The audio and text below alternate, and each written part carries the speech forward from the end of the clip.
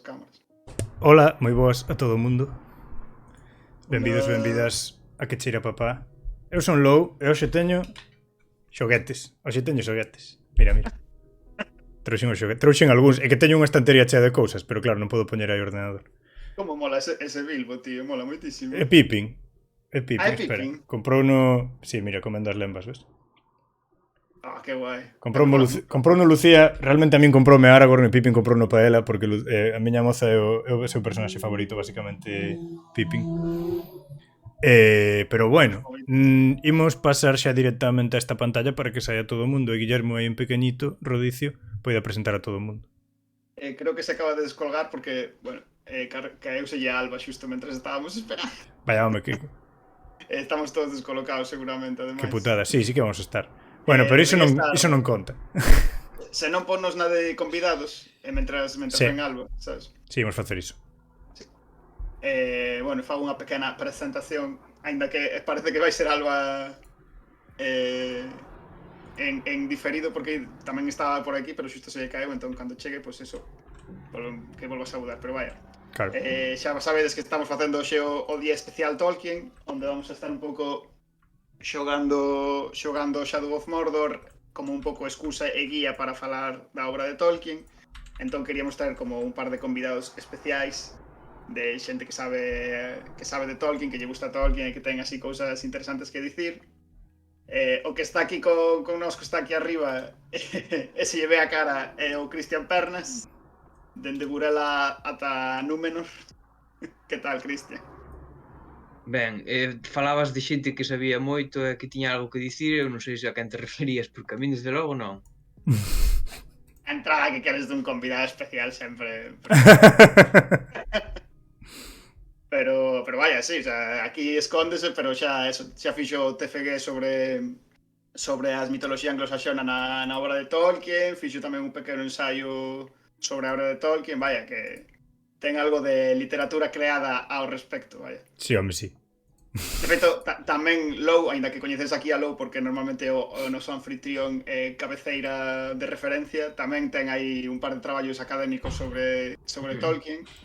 Fixo tamén TFG e TFM. O TFG e o TFM, un sobre a traducción da Compañía do Anel.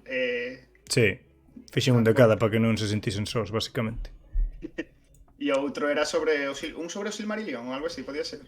Fixen o traballo de fin de grau, fixen unha análise cuantitativa de nomes propios no Silmarillion, yupi. E logo no mestrado de traducción collín basicamente o libro original e mirei os termos que había en inglés, e logo mirei a traducción canónica ao español, que bueno, ten as súas cousiñas, e logo mirei o que é a traducción do nuestro Lenny. Logo mirei a traducción do que o xogo da PlayStation 2, que bueno, en fin, ese xogo é pouco cancro, pero bueno, é sorprendentemente respetuoso con algunhas cousas, sorprendente malo con... Sí. Sí, fíxose antes que a película, de feito, está baseado nos libros. Sí, está baseado nos libros. Da película, igual. É que está guai, porque como collín ese xogo é unha película, a película da Comunidade do Anel, pois basicamente así ves como o xogo se basea máis no libro e a película se basea, bueno, de outro xeito e tal, e bueno, as diferencias que había. Ese estivo bastante interesante. Eu non estudei traducción, pero bueno, iso gustoume, estivo interesante. Sí, de feito, bueno, ahora tamén está Alba Rozas, pero xusto se caeu como instantes antes de comezar o directo, así que agora tamén a presento, pero vaya, tamén un pouco a graza de facermos o directo de Tolkien, non xusto hoxe, pero nesta época tamén ven un pouco polo feito de que dun ano para aquí, bueno, creo que xa tiveron unha primeira edición, pero vaya, fixeron unha segunda edición un pouco máis non podo. con un pouco máis de tiraxe, que entón xa chegou a máis xente, que foran as traducións ao galego tanto do Señor dos Anéis como do Hobbit por parte de Rinoceronte, que os teño por aquí se sobedes o Hobbit, que foi a última, bueno, vedelo do revés porque non estou modo espello, pero vaya. Esta do Hobbit é a do Señor dos Anéis, o tocho aí va. Esta é a primeira edición, se mercades agora xa se ve un pouquiño diferente, vaya. Sí, eu non pillei a do Hobbit porque xusto pillara unha de Sushi Books ou algo así, con ilustracións que tamén saiu hai nada. Entón acabo de pillala e os cartos son limitados. Creo é a mesma, é Sushi Books. Creo simplemente Sushi Books é un selo de Rinoceronte, vaya. Rinoceronte Editora. Non, pois é outra, A miña edición é outra. Pois igual, é que sei que cambiaron a portada entre a primeira e a segunda, tanto no Señor dos Anéis como... Pois será outra edición, claro. Será a segunda edición, cambiaron a portada. Claro. E tamén pasou no Señor dos Anéis, a segunda edición ten unha portada lixeiramente diferente. Vale, está por aquí xa a outra convidada que tivo aquí esta pequena... Quixo facer a entrada un pouco especial, sabes?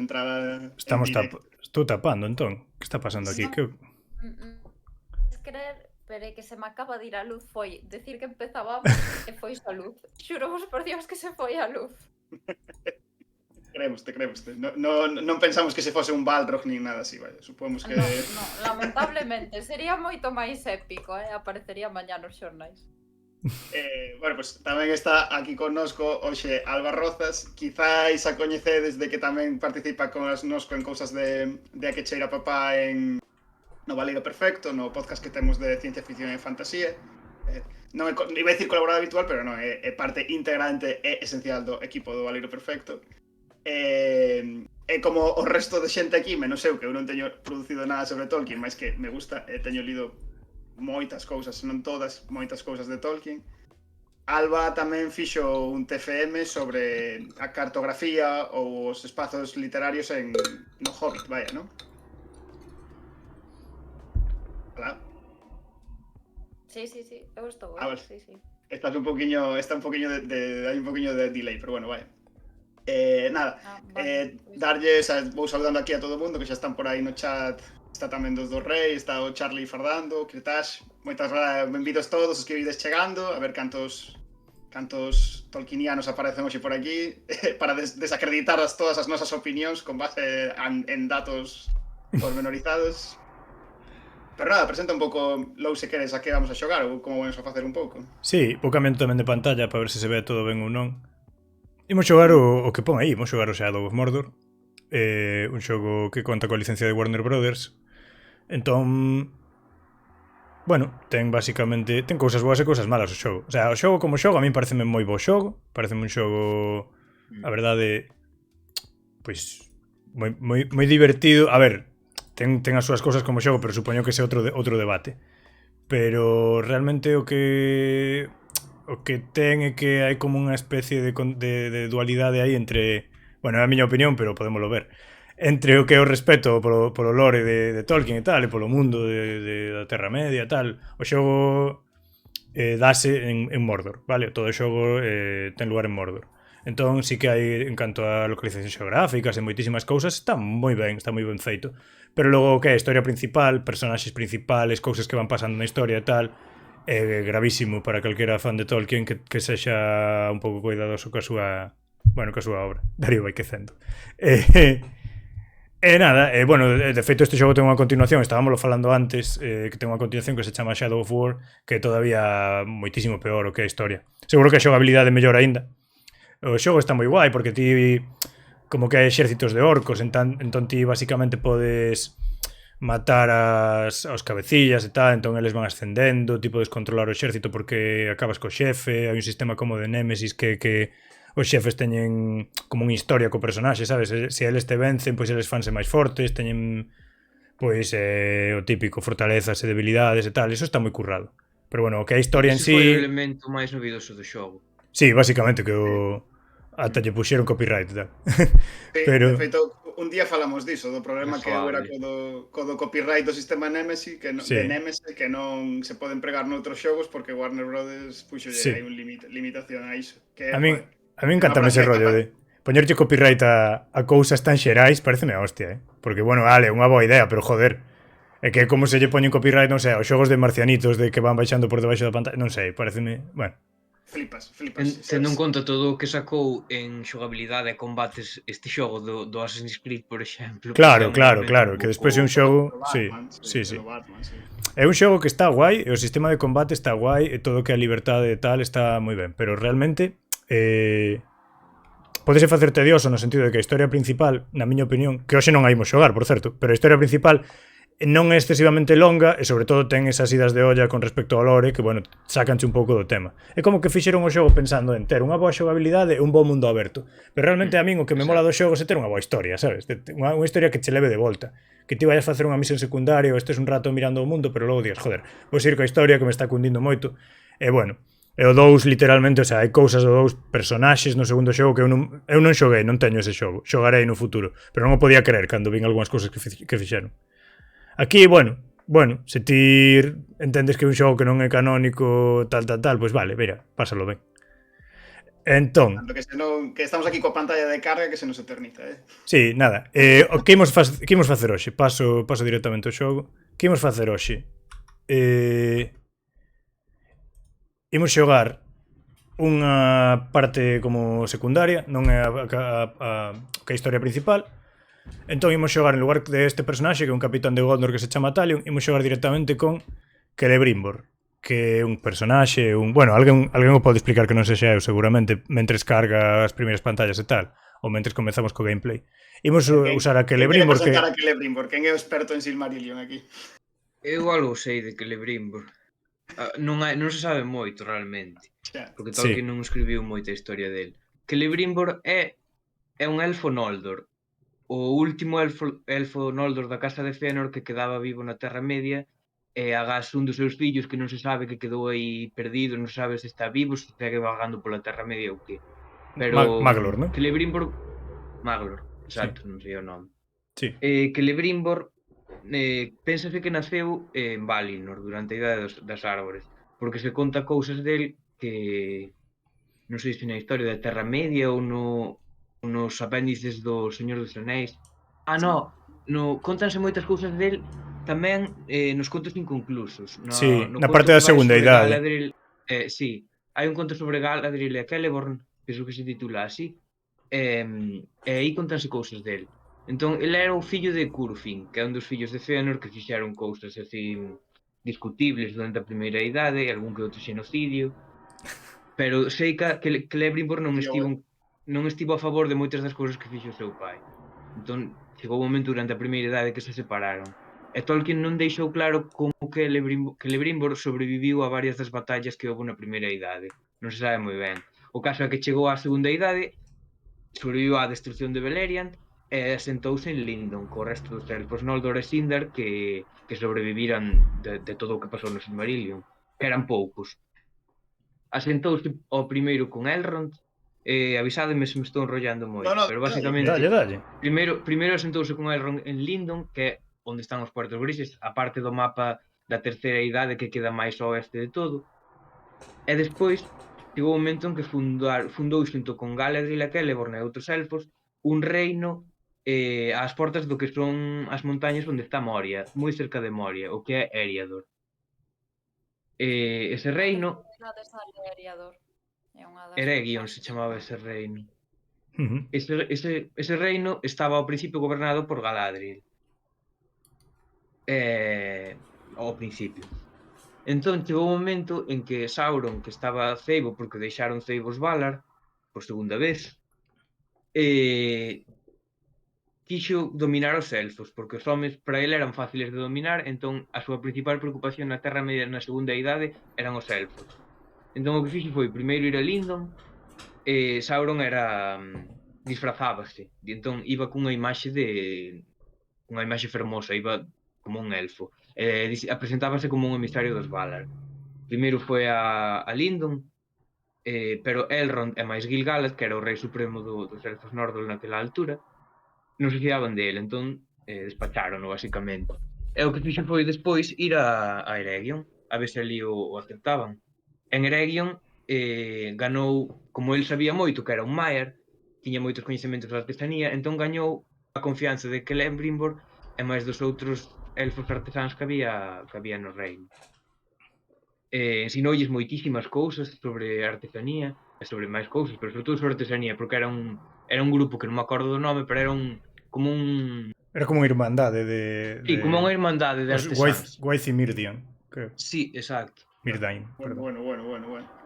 Entón, Gardade o aprendeulles Kenya, moitas Gardade o cousas. Kenya por aí. Creo que é Sindar. Bueno, Sí. perdón. Juraría que é Sindar, non sei. Pode ser. Aí sí que Seguramente, ¿no? pode ser. Imagino que sí. Case todos os nomes eran en Sindar na altura, o cual lle deixouse utilizar na primeira idade, basicamente. Sí, era como unha especie de latín, basicamente. Sí. E a parte do artesanato é xusto a que sae no primeiro xogo, vaya, é Sí. onde retoma un pouco, porque Exactamente. aparte do que é onde conecta máis co Señor dos Anéis, evidentemente. Sí. Non sei se ti lembras un pouco como ia o tema no xogo este, Cristian. Tiño aí... Hai moito que o xoguei. O segundo tiño máis fresco, se non. Resumo aí Sí, rápido, xa dalle un resumo aí de un minuto. A ver, basicamente, neste xogo o que pasou cando pois esta irmandade de ferreiros, basicamente, Celebrimbor se fiaron de Sauron e que empezaron a facer anéis aí como que fai rosquillas. Entón, fixeron un montón de anéis de poder como de proba, e chegou un momento que Sauron pois foi ao monte do destino e fixo o anel único. Por outra parte, deronse de conta de que os traicionara. Efectivamente. Mesmo que Celebrimbor soubo que ele era Sauron. Xusto. Nese momento foi cando se revelou un pouco a traizón e que Celebrimbor pola súa parte fixera el só sen axuda de Sauron e por tanto sen mancillar, digamos, os tres anéis dos elfos. Entón este xogo colle ese momento no que Celebrimbor se dá de conta e mete aí un montón de historias, algunhas verdadeiras, como que Sauron chega despois, arrasa Eregion e captura Celebrimbor e mata a familia e tal, e finalmente mata a él, pero aquí o da familia non é canónico. Celebrimbor non tiña familia nos libros. ben, pois Dice explícitamente que estaba solteiro. É que xa temos a primeira transgresión do lore. Aí está. Gratuita. pois Será para darlle así máis trasfondo. Claro, máis Vale, profundidade vale. aí e tal. Aquí basicamente mata a familia e logo hai un punto no que Celebrimbor, antes diso, claro, hai un punto no que Celebrimbor de alguna maneira consegue roubarlle o anel único, entón estamos nun punto no que aquí di xoga a campaña do Señor da Luz, como Celebrimbor utiliza o poder do anel único, que ten no seu poder porque patata, e desafía a demanda de Sauron por Mordor. Entón ese é o momento no que nos atopamos aquí, é un momento así ficticio no cal pois iso. Somos Celebrimbor, Sauron nos tocou los cojones, vamos tocar los cojones a Sauron. Co anel único, vale? Iso non é canónico, pero bueno, este é o punto no que estamos. Dando un pouco, porque senón... É anticanónico. Voulle dando. Pero está vivo, pero nese momento está vivo ou é xa un Neste momento que vamos xogar, Celebrimbor está vivo. Está vivo. Está vivo. Recorda a categoría low, que está desactualizada. Non, que ¿No? dis, tío? Pues espérate, pues entonces son... Nada. Non me jodas. Cala, No, está ben, categoría está ben. Cala a boca. Sí. Quedaráseme a min desactualizado. Sí. Bueno, mil grazas polo follow aí, Totus, que acaba de facer aí. Iso. E nada, que xordo o debate, eu vou estar xogando, así que a min, eu de vez en cando digo, sí, no, e xa está. Primeira pregunta, de que os dereitos do videoxogo? O videoxogo da Warner. Sí, é da Warner. Vale. É da Warner. É da Warner. Porque isto vai afectar o que digamos das tramas e das subtramas. Vos sabedes que a Warner non ten todos os dereitos das obras. Mi espejo muestra muchas cosas. Claro, sí, aí están como divididos e tal. Sí. Cosas que son. Por exemplo, Y a Warner cosas tenía que que pagar un podrían ser. dineral para conseguir os dereitos, por exemplo, do Silmarillion e por aí. Algunas Por visiones exemplo, nunca se cumplen. nas pelis Salvo do que Hobbit, aquellos que las na contemplan versión se extendida, aparten de su camino para non sei, impedirlo. se El vou señor facer Snow spoiler, tiene el non anillo vou único. facer. Na Si versión yo no me extendida da enfrento segunda, a él, creo que é na Desolación de Smaug, que sae un pouco a historia de Thrain, o pai de Thorin. Sae a entrega das chaves e do mapa, pero non sae, porque a entrega das chaves e do mapa forma parte dos contos inconclusos e a Warner non ten os dereitos dos contos inconclusos. Entón sai unha escena posterior en Dol Guldur na que Gandalf intenta salvar a Thrain de que sexa absorbido por Sauron, e literalmente absorbido por Sauron, e na que lle fala de a chave e o mapa están a salvo, non? En Entón serio? é unha maneira de contalo.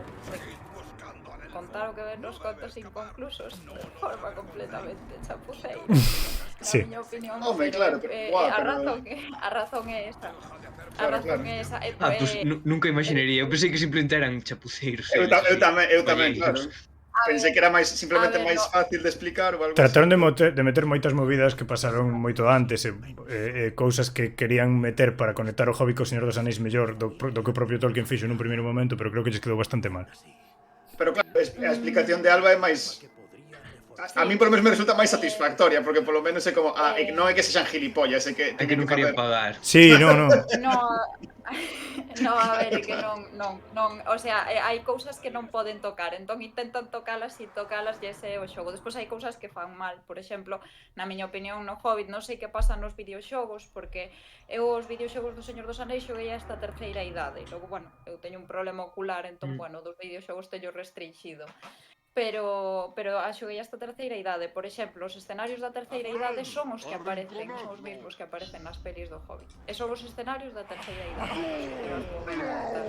E a ver, sei que, por exemplo, os elfos están mal entendidos. O sea, no Hobbit os elfos...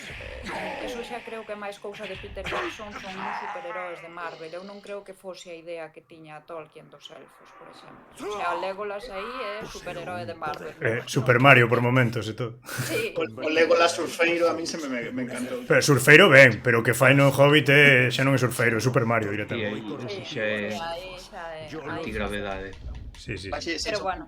Baixe un poquinho máis o volume igual o Sí. xogo, Sí. se non se nos escoita un caralho.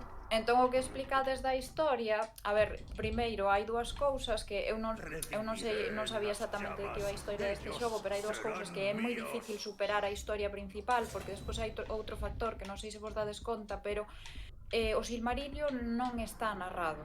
O Señor dos Anéis e o Hobbit sí que están narrados, Que pero non hai punto de vista. o Silmarillion non é unha narración, son apuntamentos. Pasou Sí. pasou isto. Como unha crónica máis que outra cousa. Sí. Claro, non Sí. está narrado como pasou.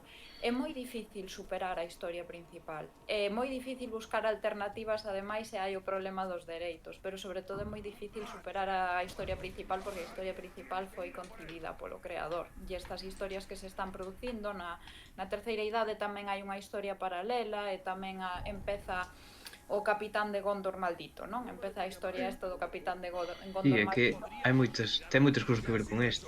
Sí, Está claramente eu creo conectado, sí.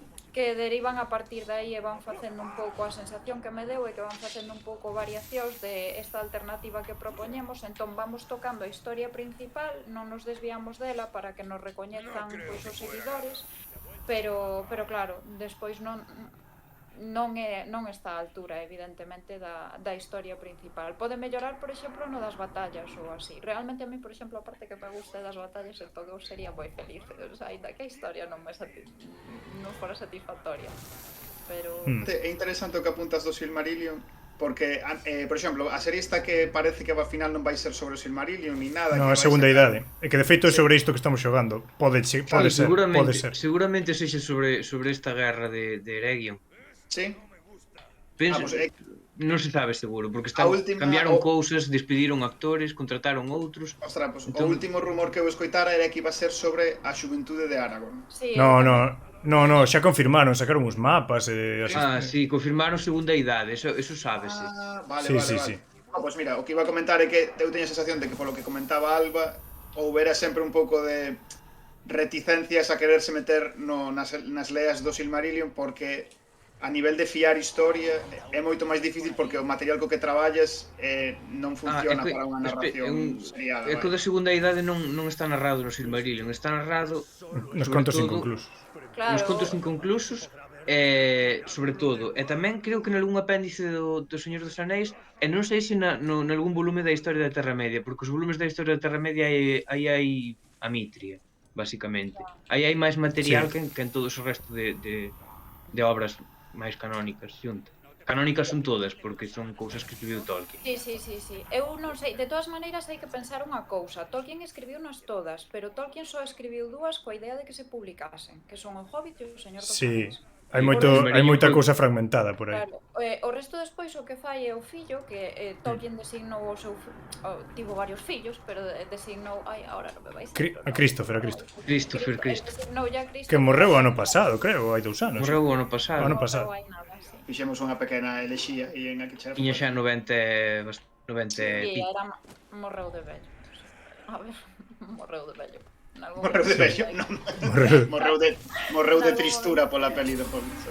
A ver, Pois, o tío foi moi crítico con todas as pelis. Sí, E Christopher menos mal que o estaba... Tolkien pai non estaba Sí. vivo, sinceramente. Christopher non estaba nada a favor das pelis que se fixeron, o sea, non estaba nada a favor. Pero bueno, a cuestión é que eso, que el o legado que tiña, foi do que viviu, foi o de reconstruir pois os escritos que tiña o pai, pero eso xa o publica el, xa non o publica Tolkien, entón non é igual, o sea, non o publica o creador xa estamos falando, pois eso, da segunda xeración, aínda que fose, pois eso, o seu fillo, e entendese perfectamente desde o primeiro o labor do seu pai, xa non é igual, e por iso eu hai algunhas, non recordo agora, creo que lin parte dos contos inconclusos, non lin absolutamente todo, eso sí que teño que recoñecer que non lin absolutamente todo porque sempre me gusta que me queden cousas por ler. Fuera, Eu tampouco, os volumes da historia da Terra Media, se os postos xuntos son así de gordos, Eu non os teño, tío. Teño que mercalos todos, Eu tampouco os teño, eu fun vendo algún que hai por aí, fun nos conseguindo así online, porque non... Trapalleiramente, porque non os vou comprar todos. Porque son 13, creo. Sí, son unha burrada. E despois, por exemplo, bueno, diferentes volumes eu teño un que é Tolkien ilustrador. Eu, por exemplo, despois hubo un momento no que me introducín en volumes sobre estudos e quedei un pouco saturada. Entón eu sei que teño lecturas pendentes, o sea, sei que teño parte dos contos inconclusos pendentes, sei que teño a historia de Turin Turambar tamén a teño un pouco pendente, aínda que finxo que a sei, todas estas cousas, pero sí, teño algunhas cousas pendentes, pero sempre estaba en ter algo pendente, porque senón tamén che dá moita pena. Pero, por exemplo, claro, tiña moi mallado, o Hobbit tiña moi mallado a raíz de facer o traballo, e despois a miña tese original, a idea de tese original iba a ser do Señor dos Anéis, entón chega un punto que tamén unha vez que pasas pola fase de fixen un estudo sobre isto, hai que deixar descansar un pouco. Mil grazas, mira, creo que saiu por primeira vez Esta é a primeira vez que o vexo, sí. A alerta de... Moitas grazas por suscribirte aí, Totus, mil grazas aí por dar o Prime, un placer. Aparte, penso que é a primeira vez que sai a alerta da canción de Terbutalina en directo, ou se non é a primeira, a segunda, vai. Pero...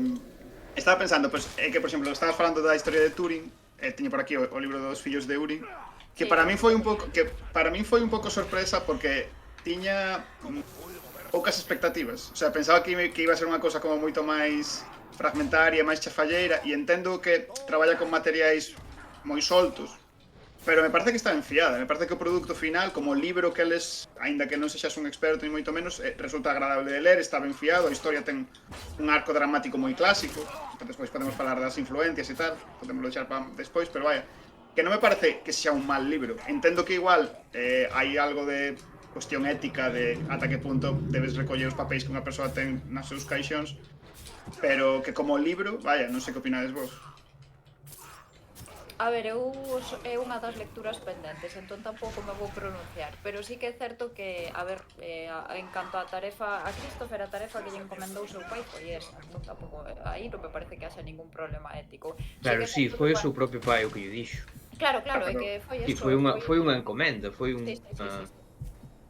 Sí, porque, e incluso aínda que non haxa encargas, hai moitos casos na historia da literatura onde se fai o sea, contra os desexos do autor e todos finximos que non pasa nada, que sei, Kafka ou Rosalía do Castro, pero vaya, que o problema deso eu penso que é cando se fai mal ou cando quedan chafalladas, sabes? Pero a mí, por exemplo, os fillos de Urin... Tampouco é o caso, Eu se estás falando dese tema de que fragmentario, de que tal, no caso dos fillos de Urin, non leas, por exemplo, Beren e Lucien, sabes? Porque é moitísimo peor. Moitísimo peor. Beren e Lucien, sí. Eu non o lin enteiro porque que realmente é un compendio das diversas versións que tiña, sabes? Como Beren e Lucien versión 1, Beren e Lucien versión 2. Entón, realmente, paralelo, é máis ben consultivo, sabes? É unha cousa que ten un valor máis de consulta que de lectura, sabes? De lectura realmente por... eu non sabía, non o teño aí. Non é como os fillos de Urin. Os fillos de Urin, sí, é Lino hai anos. Pois esta non é como os fillos de Urin. De feito, parecese moito máis o tema da historia da Terra Media, os volumes esos, que son máis así, sabes? Como compendios e tal. Ah, pois extrañame. Eu pensei Eu que sería- era igual que os fillos de Urin, Pues que era... Claro, pero a historia de Beren e Lucien está prácticamente contada, está moito máis contada no Silmarillion, vaya, Sí. eu penso. Pero está a contada de no Urin tamén, Silmarillion. O sea, a de Turin tamén, sabes? A dos fillos de Urin tamén.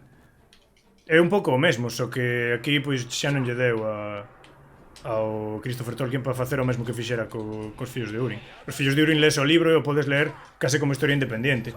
En cambio, Beren e Lucien é que non se dá para ler. É que, por eso te digo que non sei ata que punto son comparables. Tamén non sei ata que punto xa, claro, como está o tema dos dereitos de autor, morro. agora mesmo unha vez morto o Christopher, que tamén... A ver, é que os dereitos de autor non creo que non ten que ver con Christopher. A ver se me vou equivocar, pero os dereitos de autor vendeunos o propio Tolkien, Eu creo que os vendeu sí? o propio Tolkien, si, entón vendeullos a unha compañía que non recordo o nome, e a Warner só ten... O sea, é que ademais a Warner só ten o Hobbit, porque o Señor dos Anéis as pelis non son da Warner. De New Line Cinema. New Line Cinemas. Iso é un rollo que flipas, Claro, é que eu Xa, sei... Eu pérdome con Eu iso. sei que os dereitos hai, pero eu creo que xa foi o Tolkien en vida. Entón, que pasa? Que eu creo que a Warner está esperando... Eu o que os coitara ou o que entendera era que a Warner estaba un pouco esperando a ver se esos dereitos caducan, porque todos os dereitos teñen caducidade. Non sei canta caducidade teñen, pero eu creo que se venderon... Non o sei, non estou segura, pero eu creo que se venderon prolera. Eu sí que sei que lin o dos dereitos. Pero eu creo que se venderán xa en vida de Tolkien. Entón o problema que hai é ese, que hai certas historias que non se poden tocar. Por exemplo, bueno, no Hobbit, por exemplo, veuse, porque eu creo que Peter Jackson quixo tocar moitas historias para encher o tempo das 3 películas e para dar tempo suficiente e que non se o sea, que fixo estes xiros extraños de non vou montar a escena na que lle entrega o mapa e a chave, ou o concilio blanco, ou ese tipo de cousas. Bueno, que nada deso me pareceu máis terrible das pelis do Hobbit, que conste, o peor do... Pero bueno... O peor xiro de todos é a historia romántica de Anano Elfa, penso porque aparte a actriz, isto sí que o sei, a actriz sí que dixo que non quería verse noutro triángulo amoroso, porque a actriz creo que estaban perdidos e tamén tiña un triángulo amoroso e non quería verse noutro triángulo amoroso. Hostia, que non podo estar aquí. E despois tamén, o sea... Ai, por Dios, Orlando Bloom xa viña tamén de Piratas del Caribe e ser el eterno enamorado. Esperado, non sei, é unha cousa moi turbia, tamén foi unha especie de fíxose moi mal, porque eu sí que estou de acordo en que había que meter algún personaxe femenino, porque no Hobbit non aparece ningún. A ver, a min iso non se pode facer. A mí me gustaría que lle botasen pelotas e o fixesen sabes, como é o libro, sabes? Eu estou de acordo, eu estou de acordo con eso. O sea, é que non, a ver, a obra de Tolkien é a que é unha obra eurocéntrica, o sea, é unha obra eurocéntrica, é unha obra, hai un personaxe feminino que sí que representa todo ese ideal da feminidade, que é Eowyn. Hai dous. Bueno, Arwen, sí. No, Arwen non. Pero Arwen é unha cosa totalmente inventada das películas. Non aparece nos libros casi. Non está, pero... No, e aparte Arwen xa representa outra cousa. Arwen é a dama que espera. Claro, efectivamente. Exactamente, a que representa son Lucien e Arwen. Lucien e Eowyn, perdón, que xa peleei.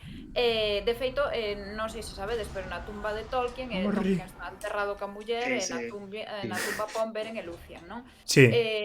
Entón, pois, Eowyn é o ideal de muller cabale, e na película desfixeron, no? Porque na película meteron unha historia de amor que no libro non hai, porque Eowyn non está enamorada de Arwen. Non é amor. Na película sí que está enamorada. Como que admira, máis ben como unha admiración. No, Eowyn o que quere é un home que estea á súa altura. Entón, el sí que está á súa altura. Que pasa? Que Faramir está mellor concebido nas obras que Aragorn, porque Faramir é o sabio.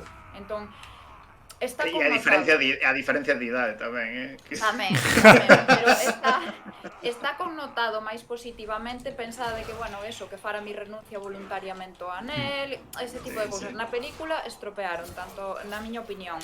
Sí, Faramir maltrataron moito na peli, sí. Sí, nas versións extendidas Sí, hai algunha sí, escena é terrible, é terrible, a escena dos que Gilead normal é que a terrible, sacasen. é terrible, sí, a escena dos Gilead tamén non me gustou nada. E en cambio, Como as... para a xente que non lee os libros, penso que é un dos personaxes favoritos, curiosamente. Porque como que se construe, xusto polo que eu creo que polo que fala Alba, porque se construe dende unha perspectiva máis de arco de personaxe moderno ou modernizado.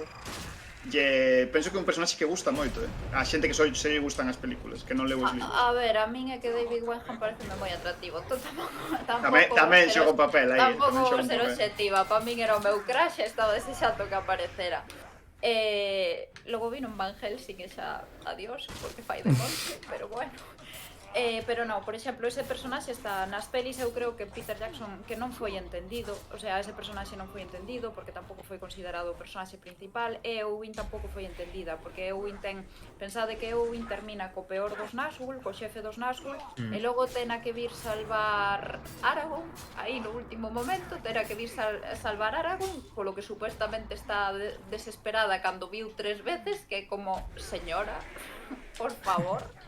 E despois, eso, teno que salvar do Orco Porco, que é un inimigo que non está á altura, pero, vamos, e despois o diálogo que teñen no libro, que é espectacular, porque o Nazgûl dille que vai levar, bueno, dille, pensa que é un home, dille que o vai levar a non sei donde, que vai sufrir tortura, que non sei que non sei canto lle, la dille que lle dá igual. O sea, que la está e que lle dá igual, e que vai acabar con el, e que permanece ao lado do seu rei, e cortalle a cabeza a montura Bueno, Nazgûl dunha sentada. Bueno, esas cousas na... Ai, perdón. Pois esas cousas na peli... vale, pois esas cousas na peli están un pouco, o sea, o personaxe de Eowyn está maltratado porque outra vez volve a ese triángulo amoroso e de feito non se ve na versión extendida, atisbase un pouco a relación con Faramir, que é outro tipo de relación. Hai unha nas casas de curación. Nas casas de curación, que é a historia de amor máis bonita que ten o Señor dos Anéis, o sea, a historia de amor que ten o Señor dos Anéis non é a de Aragorn, que Aragorn aparece ao final e diste, e esta? Claro, pero eso, por exemplo, dende a perspectiva de facer unha triloxía de películas non ten sentido, porque que a historia de amor sexa entre dous personaxes que unha aparece na segunda peli e outra aparece prácticamente na terceira, por decirlo así, non ten sentido. É que iso aparece a media hora do final, realmente, dos casas de curación. Non ten sentido. Pero realmente nas pelis a Eowyn quitaronlle... A quen, perdón, quitaronlle moito... Que a Eowyn nas pelis quitaronlle moito potencial, mesmo potencial feminista. Que isto é duro dicilo, porque ten algunha cita na que lle di a Aragorn precisamente que están falando de que vai a ela pelexar como ao resto. Hai unha cita que xa non me acordo como era exactamente, pero di que ela que non lle deixan ir porque é unha muller, que iso como dicir que o seu sitio está na cociña, que non sei que, e aí ten un pouco tamén de clasismo, claro, porque ela di que non é unha campesiña, que é unha descendente dos reis de Rohan.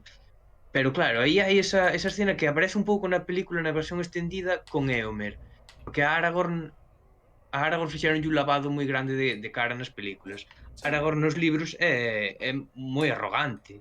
Non arrogante exageradamente, pero ten unha certa arrogancia. Por eso digo eu que Faramir está mellor connotado que el, porque Faramir non ten eso. Faramir é o sabio e Faramir sabe o que hai que facer, que hai que renunciar ao anel, que hai que destruílo, e non é este xiro que lle dan na peli de "solo vamos a llevar a mi padre", no. No, iso é bastante ridículo tamén. Pero bueno, eu penso que Aragorn nos libros...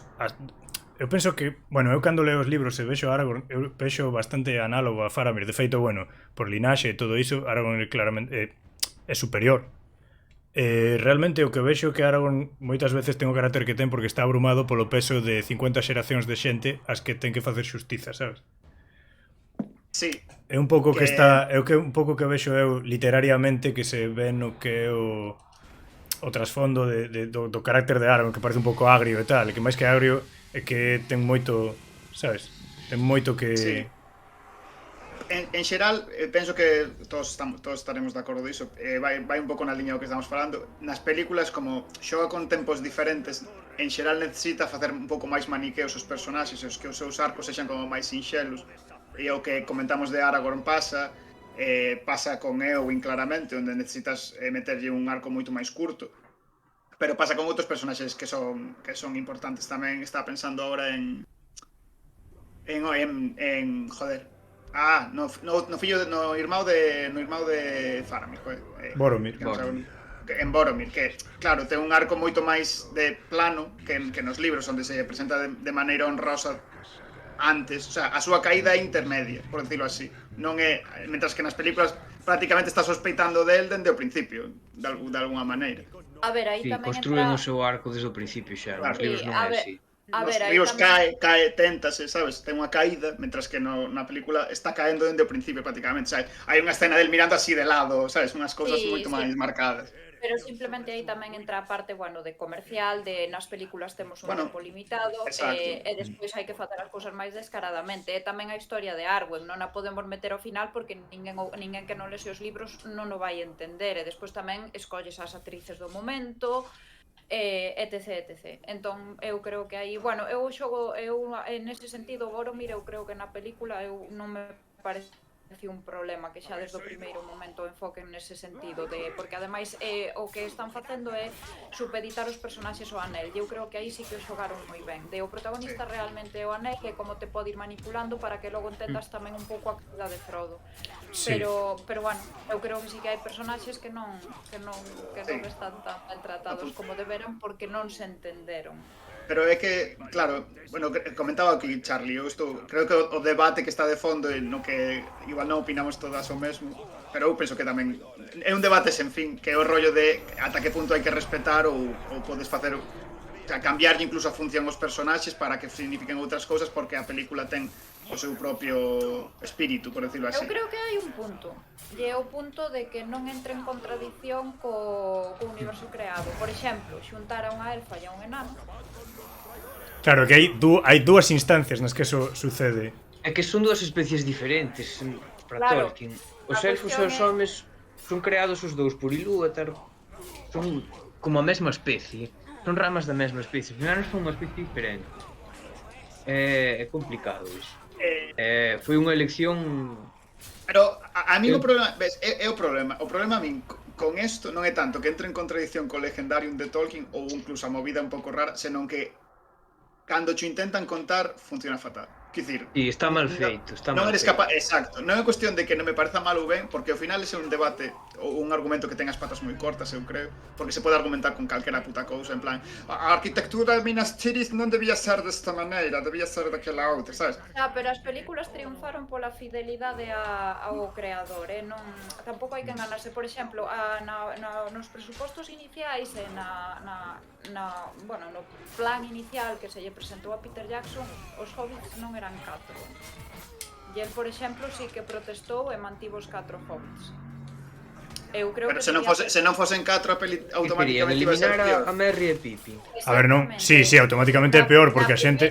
Na primeira versión non había, o sea, eso aí Peter Jackson plantou e dixo que había 4 hobbits. Na primeira versión, por presuposto, por tal, barallábase quitar a Merry e a Pippin. Quero decir, chega un punto en que o espectador ten que recoñecer o Legendarium porque o espectador que vas ter, ademais do que poidas atraer, é o que xa coñece o Legendarium. Entón, chega un punto en que non podes ir en contra, pois eso, das normas. Home, foi o que pasou con Star Wars, non? A película, esta última saga que dixeron desta última saga. É totalmente coherente, o que pasa que son malas películas. Non é totalmente coherente. Bueno, totalmente, vaya, pero houve moitas queixas ca segunda, desta última saga, que se a vas ver e descoñeces absolutamente todo, tampouco che parece tan terrible, pero claro. Sí, que é terrible a nivel, bueno, pero va, non vamos a entrar a falar de Star Wars, que é un puto chupito, que empezamos a sacar chupitos aquí tamén, Pero quero decir que hai como eso, un Legendarium, entón é como que bueno, eso, que eu creo que eso é o que desconcerta. Non vamos a solucionar isto. Esta é unha adaptación cinematográfica. Das pelis rusas. Que opinas das pelis rusas? Eu teño por aquí o cartaz, mira, vou ensinar, non sei se está vendo o cartaz da peli de Ralph Bakshi, teño por aí na habitación, un pouco edgy. Eu sei que estiveron en boga aí, ou era a xente no Twitter, no Gali Twitter falando diso, pero non as vin. A de Ralph Bakshi tampouco. Non. Pues a de Ralph Bakshi Só vin as de a mí Peter me parece moi divertida. Ni sequera vin esta de animación mítica que din que tampouco está tan mal. Esta que te estou dicindo, a de Ralph Bakshi é a de animación, claro, exacto. É divertida, e aparte Eu teño a do Hobbit de animación, sí. Pois a de... Ten algunhas escenas guais, por exemplo, a tentación de Galadriel na peli de Ralph Bakshi, a mí me parece que está narrada de maneira máis elegante, quizáis, que a... Sí, a mí sempre me pareceu un pouco raro como fai Peter Jackson esa escena, pero... É un pouco creepy, sí. Sí, parece que hai unha peli de, non sei, de exorcismo. Esa escena está baseada nunha descripción dos libros, tirada máis ou menos igual que nos libros. Sí que di que aparece un destello, pero claro, ese eco, esa voz con eco, eso xa foi cousa dos filmes. Máis que nada porque despois deu pé a cousas que fan no Hobbit, que Galadriel directamente xa é en plan aí la faraona, sabes? Pero bueno, vos tamén tedes que pensar que o filme tamén se ve influído por filmes anteriores. Eu, por exemplo, eu vexo unha clara influencia de... Bueno, xa son filmes moi pasados, moitos non os vin, pero, por exemplo, de Willow. Buah, pero son... Bueno, sí, vale, entendo o que queres dicir, sí. Pero está aí, hai outro contexto, sí, hai outro contexto. Outro máis, pero que, joder, perdón, non é por vos, que me estás saindo aquí todos os capitáns do xogo, tío. Que teño que facer aquí? Estou morrendo aquí. Vante reventar, ademais, porque esa calavera era algo malo, entendo. Hostia, pero que pasa? Que está aquí todo o mundo ou que? Joder. Estánche botando beef dende o chat, Miguel, en plan, carallo, isto non é o Blasphemous. Bueno, iso é bo, porque o Blasphemous son máis malo que Dios. Hostia, que vou ter que escapar aquí, que Celebrimbor é un merdas, tío. A ver, realmente Lord Wise que Celebrimbor tiña que reventar todos os orcos dun espadazo así. Pero sen pensar, ademais, sí. Sí, pero como o levo eu... Celebrimbor era bastante crack. Mira, aquí matei un capitán. Encántame, por certo, a ambientación de... Bueno, entendo que estarás... Onde estás? En Gordon? Estou como en... Sí, mira, espérate. Estás en Gordon. Sí, hai varias rexións. Mira, estou... Estribaciones de Udún, túmulos de Udún, Durzan... Isto porque, claro, isto supónse que é a segunda idade e tal, pero no que é o mapa do xogo ti estás en Mordor, e de feito vas a Nurnen e todo, sabes? Na parte máis leste de Mordor, que pois hai campo e non é o puto inferno da Terra. Claro, porque o mapa é o mapa do xogo normal, non do DLC, e o xogo normal está ambientado na terceira idade. Entón non fixeron un mapa novo simplemente para o DLC. Non un mapa completo, isto é como unha especie de cachiño pequeno e xa está, que o fixeron aquí para o DLC. O que vos quería preguntar, non recordo ata que punto é canónico o tema de que dentro de Gondor, o sea, dentro de Mordor había unha zona que era como verde e era un pouco como o celeiro do exército. Hai un lago, non? Sí, o lago de Nurn. Sí. Eu aí non sei se darían plantado moito, a verdade é que non sei. Non sei se tiñan cultivos ou ali. Que comían os orcos? Claro, eu teño a sensación, o sea, non teño a sensación ata que punto é unha movida de que como vin no xogo me pareceu unha cousa super lógica, en plan, claro, terán que cultivar nalgún sitio esta peña, sabes? Pero sí, non me cadra nada con que haxa nada deso nos libros, sinceramente. A ver, Mordor nos libros non está especialmente desenvolto, non? É a terra árida por excelencia, xa non sei falar, a outridade é este terreo no que non queres estar. A ver, Mordor, eu polo que vin, cando fixen o TFM do Hobbit, non recordo onde o lin, pero Mordor é o Flandes da Guerra Mundial, entón é o sitio onde non queres estar, é a devastación, é o campo de batalla devastado, porque además tedes que pensar que, claro, todo este imaginario da Terra Media non ten nada que ver cas guerras medievais, nin nada, que nas guerras medievais matabas a 4, o xefe, o rei do castelo, a 2 ou 3 máis, e xa estaba, asediabas durante un tempo, pero realmente non sei se sabedes que as guerras hoxe en día non se poden ganar sen infantería, o sea, ahora pois hai bombardeos estratégicos, etc, pero ti non ganas unha guerra senón os exércitos e senón os humanos, por así decir. Entón, bueno, Aquí morro xa. iso pasa na Primeira Guerra Mundial. Todos os capitáns dos flotas. Realmente, pois iso, na Batalla do Somme, que na que participa Tolkien, é onde se ve esa capacidade, por primeira vez na historia da humanidade, é onde se ve esa capacidade pois de matar os humanos. Entón, Mordor representa un pouco eso. Eu, polo que lera, a relación establecíana con Flandes, co Flandes da Guerra Mundial, e con ese territorio absolutamente devastado. Os orcos tamén, como son o inimigo, para ti o inimigo, no contexto da guerra, para ti os inimigos son todos o inimigo. Non, quero dicir, son unha masa indiscernible e tampouco te interesa moito entrar niso, nin entrar a diferenciar, pois eso, que come, que non come, non... Entón, pois... E cadra un pouco coa propia mímese que fai Tolkien, non? Que é unha cousa da que se fala a cotío, que é o rollo de que, por exemplo, estábamos falando de que ten sentido logístico que Mordor teña celeiros e que teña campos, pero non lle importa a logística, quero dicir, non aparecen, case nunca aparecen detalles desde o punto de vista material, porque non lle interesa, non representa así a realidade, por decirlo así. E nunca se fala de liñas de abastecemento e hai unha guerra con un mogollón de... Sabes, ese tipo de cousas non aparecen, simplemente non son interesantes. E, por exemplo, estaba pensando tamén no cambio en Isengard. Claro, de novo, entendo que hai un punto tamén de incluso de mensaxe ecoloxista, non tanto ecoloxista, senón como de romanticismo alemán de destrucción da natureza. Inglés. Mensaxe ecoloxista, mensaxe ecoloxista. Pensade que no momento en que Tolkien escribe a súa obra estáse producindo a revolución industrial. E a ver, Tolkien non está a favor desa revolución industrial, o sea, non... Eso é o romanticismo alemán, claro, pero non ten tanto que ver co ecoloxismo, senón con certa visión sociopolítica do mundo. A ver, ten que ver co humano, porque isto él tamén o escribe nas súas cartas, e a ver, ele está vendo que morren xente nas fábricas, ele está vendo que a fábrica está acabando ca campiña inglesa tradicional. Ele está vendo a situación de insalubridade. Pero que non é nada novo, que tamén está en Dickens. Era Dickens ecoloxista. Non ten sentido, claro. Aquí sí que hai a parte, eu creo que sí que hai unha parte así de ecoloxismo, o sea, que é de conservadurismo da sociedade tradicional, porque é un máis san para a natureza, para o humano. Eu creo que sí que hai, e os hobbits representan moi ben nese sentido. Eu creo que sí que hai un pouso, o sea, independentemente da corrente romántica e todo, sí que creo que hai un pouso que además é moi humano nese momento, de dicir que estou vendo a xente morrer, a xente nas fábricas en situacións insalubres, sumalle unha guerra, e a capacidade destructiva que ten esa guerra, que nun momento no que desaparecen paisaxes, no que todo está devastado, no que todo é lume... Pero que dicías ti, Cristian?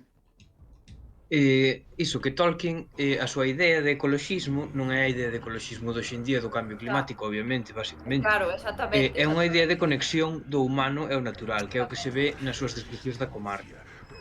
E dío abertamente, iso contraponse especialmente a todo de Isengard, porque os orcos xa... Mordor xa é diferente, é o que dicías ti, é a terra devastada. Pero Isengard é a industria, é o motor industrial, basicamente. E vese porque nos libros, se lestes os libros, ao final, cando volven á comarca os hobbits, é o contrario do que pasa nos filmes. Nos filmes, cando volven á comarca, é como que nada cambiou, non pasou nada. Nos libros é todo ao contrario. Nos libros a comarca está ocupada, está industrializada, está ocupada por Saruman e uns homes malvados. Sí, moi claramente representa. Entón, aí é onde se ve moito a idea de Tolkien a idea de ecoloxismo de Tolkien, que sí que se lle pode chamar ecoloxismo, que non é o ecoloxismo que coñecemos hoxe, pero era ecoloxismo. Bueno, interesante, porque aparte de porque, claro, falamos dun período histórico onde había moitas ideas en ebullición que despois foron desenvoltas durante o século XX. Claro, o propio ecoloxismo ten antecedentes neste tipo de ideoloxemas que veñen un pouco deso, do que pode ser o romanticismo alemán, de un pouco que tamén está en Tolkien, eu penso que está claramente en Tolkien, que é a nostalgia do tempo pasado, a idealización do campo. No, en Tolkien hai outra cousa. Tolkien o que quería recuperar era o ideal inglés, o ideal imperial inglés. Por qué? Porque están nunha guerra e hai unha crisis social enorme que está vivindo Inglaterra e hai unha crisis de valores. Entón, que pasa? Que o ideal social inglés, pois, ata certo punto é a materia artúrica, pero a materia artúrica tamén ven de Francia, e Francia ocupa unha posición distinta de Inglaterra nas guerras mundiais. Entón, hai que rexenerar ese ideal inglés, do cabaleiro inglés. Non sabedes os carteles desde Keep Calm Sí. Pois eses en principio formaban parte da campaña inglesa da guerra para vencer os nazis e foron por orden do gobernador daquel momento recluíronse na librería, que se atoparon nos baixos dunha librería, porque iso iba en contra do ideal do cabaleiro inglés. O sea, o cabaleiro inglés eso xo tiña que ter interiorizado e establecido e tal. Entón, Tolkien o que pretende é rexenerar ese mito do ideal do cabaleiro inglés, do imperio inglés que pode con todo, que conquista todo e que podía acabar cos nazis naquele momento, non? Entón, xorde un pouco a raíz desa idea de el quere recuperar e o mito artúrico non lle parece suficiente. O sea, el pon que non lle parece suficiente. O mito artúrico, claro, tamén ten unha parte moi importante que ven, pois eso, de Francia, son países que, entón, a que recorremos os mitos nórdicos? Sí, pero bueno, eso falamos despois das referencias e tal, pero porque comentaba aquí de Ningures, penso que é unha cousa interesante para acabar con este asunto un pouco das referencias vitais de Tolkien na obra, non? É unha cousa que se ve un pouco dende, falaba de que este paralelismo que falábamos apareceu moito dende un biopic que se fixo hai uns anos, e outra idea que eu penso que hai un pouco extendida é coa que eu non estou moi de acordo, pero penso que foi rendible para interpretar un pouco a obra, é a idea esta de que o anel único era como unha especie de bomba atómica, ou que funcionaba como unha bomba atómica, e entón había que entendela dentro dun contexto de guerra fría. Esas lecturas normalmente Tolkien en vida xa as descartou. Desbotou todo iso el mesmo, pero vehementemente ademais. É que foi non lle fixo ninguna graza. Outra típica lectura que se fai é a de que o anel único representa o pecado. E despois, a partir de aí, xa as lecturas que ti queiras facer sobre quen é Xesús no Señor dos Anéis, xa son múltiples. No, porque eu asistín a congresos sobre isto, O sea, asistín a congresos sobre isto. Non sei. E sobre esa compañía. Non resucita ninguén, non? No Señor dos Anéis creo que non resucita ninguén, así que... Sí, Gandalf. E logo... A figura crística. Bueno, pero que non chega a morrer, en realidad. Sí, morre, vai amando, se mandando de volta. Sí, a ver, non morre porque é un Maiar, pero, o sea... Aí ten esa figura crística. Pero a figura crística tamén pode ser Frodo, a nos figura libros crística Glorfindel tamén. Claro, é que hai múltiples. O sea, aí a lectura, se lle queres facer a lectura relixiosa, aí hai múltiples. El quería, evidentemente hai un sustrato relixioso porque el era cristián, é reconhecido, non?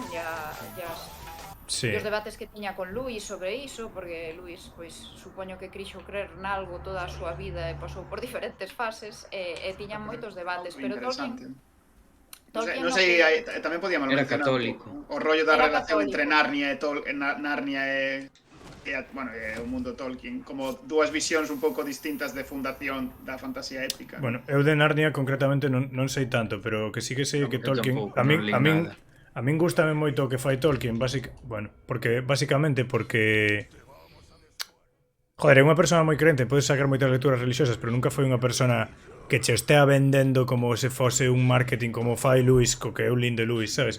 Non é unha non lle gusta tanto a alegoría tan na túa cara, sabes? É un pouco máis... A ver, é que eu creo que... Sutil. Non sei, pero eu creo que pero este é unha perspectiva moi persoal miña. Luis tamén trataba un pouco de convencerse a sí mesmo. Eu creo que Luis era esa persoa que quería ser. Sí, pero que cando che presentan iso así... Sí, pero cando che presentan iso así funciona se es un neno, sabes? E que senón... Sí. A ver, eu creo que Narnia é para certos lectores de certas idades. É un catecismo. Claro, eu levo moi ben ler literatura infantil, o sea, levo moi ben iso, pero sí que é certo típico que che din de, bueno, isto tiñalo, para que che gustara tiñalo que ler uns anos antes, non agora, non? non sei, a mí non me gusta Luis como me gusta Tolkien, por exemplo, Non, pero sí que sí, o concepto que tiña Tolkien, a ver, evidentemente eu sí que creo que o cristianismo permea, non? Permea todo ese imaginario que ten porque non podes escapar das túas propias crenzas nin da túa propia claro. educación. Pero é o concepto que sí que desenvolve, bueno, é a refeitura do mito de Prometeo unha vez máis, porque Jesucristo non deixa de ser unha refeitura do mito de Prometeo, é o deu catástrofe. O concepto que desenvolve Tolkien na obra é o deu catástrofe, que é o sacrificio dun, ou o sacrificio duns, en ben e polo ben común.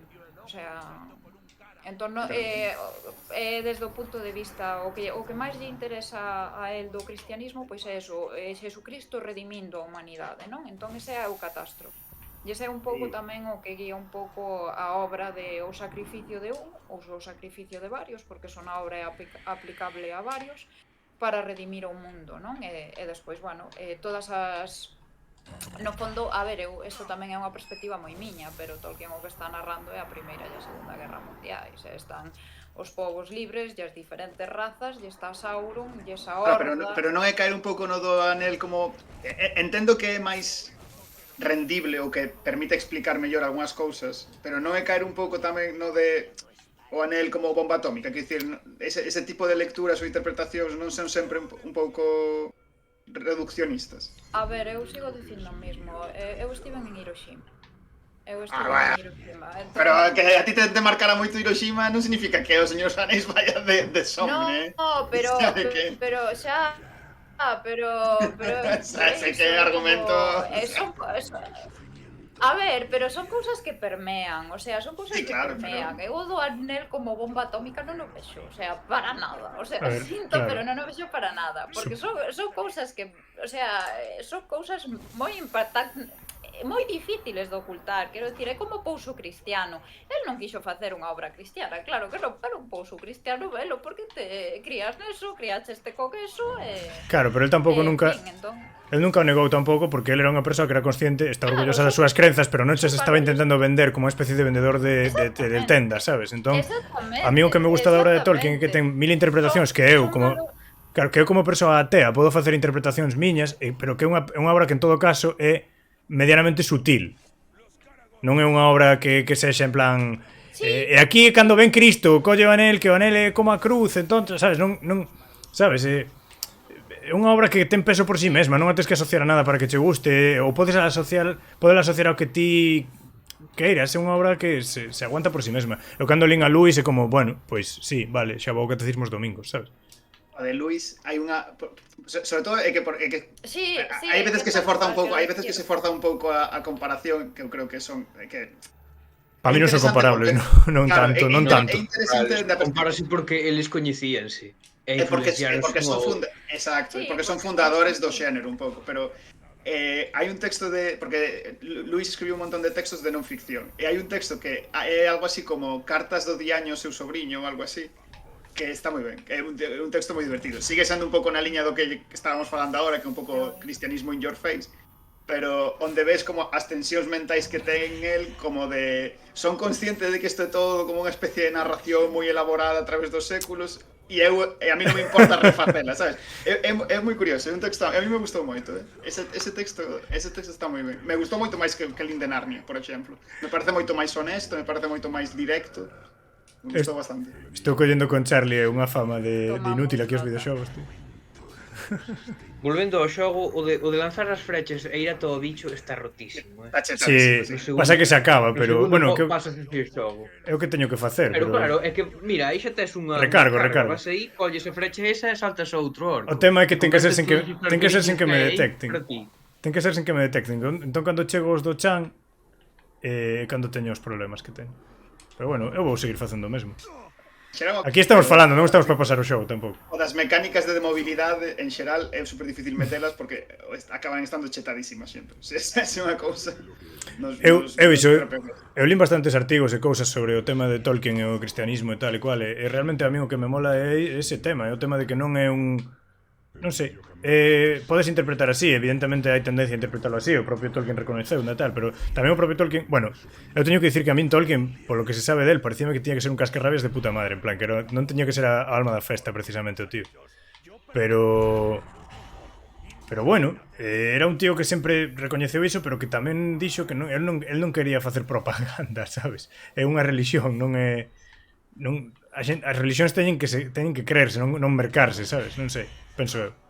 E creo que el tamén pensaba así. En Narnia, sendo Narnia bastante in your face, tamén se pode ler un pouco como divertimento, O sea, ata certo punto. O sea, polo menos ata que aparece Papá Noel. Eu non me divertín. Parece Papá Noel. Eu non me divertín nada con Narnia, verdade. Non me divertín nada. Anda, mil grazas por la suscripción. Aí, Capi, bueno, supoño que será Víctor, ¿no? Joder, mil grazas aí pola suscripción. Hoxe estamos que o tiramos, Sabedes que tedes aí o Prime, que é gratis suscribirse se queredes. E apoiades o proxecto tamén un pouco, que sempre está ben. Que é a única fonte de ingresos literal que temos. Por cambiar un pouco de tema, porque acabamos enleados en falar mal de Lewis, basicamente. Sí. Quería falar dunha cosa que É o Easy Target. Sí, a verdad que sí. Pero vaya, eu recomendo ese texto, O de Cartas de Tiña do seu sobrinho. Eu penso que un texto, o sea, eu lina en castelán, non creo que este traducida, non sei se estará traducido a portugués, pero vaya. É un texto divertido. Quería falar un pouquiño, que xa estaba apuntando un pouco a Alba antes, que aquí xin cortar para tratar un pouco pormenorizado, das referencias. Que me parece interesante, porque temos a Christian que falou un pouco sobre os mitos anglosaxóns, e temos falado un pouquiño algunha vez no Valeiro Perfecto, Alba e máis eu, sobre as referencias do Kalevala e da materia artúrica. Me parecía interesante un pouco poñer un pouco como en mesa redonda que pensades cal é o peso específico de cada unha destas referencias, ou como traballa un pouco el con elas. Por exemplo, ti, Cristian, que estiveches co dos mitos anglosaxóns. Non eran tanto mitos como eran os propios textos das sagas anglosaxonas. Anglosaxonas e nórdicas, porque claro, Beowulf non é... sí, Beowulf é anglosaxón, perdón, pero hai outros que son nórdicos, escandinavos. Sí. E eses tamén teñen moita influencia en Tolkien.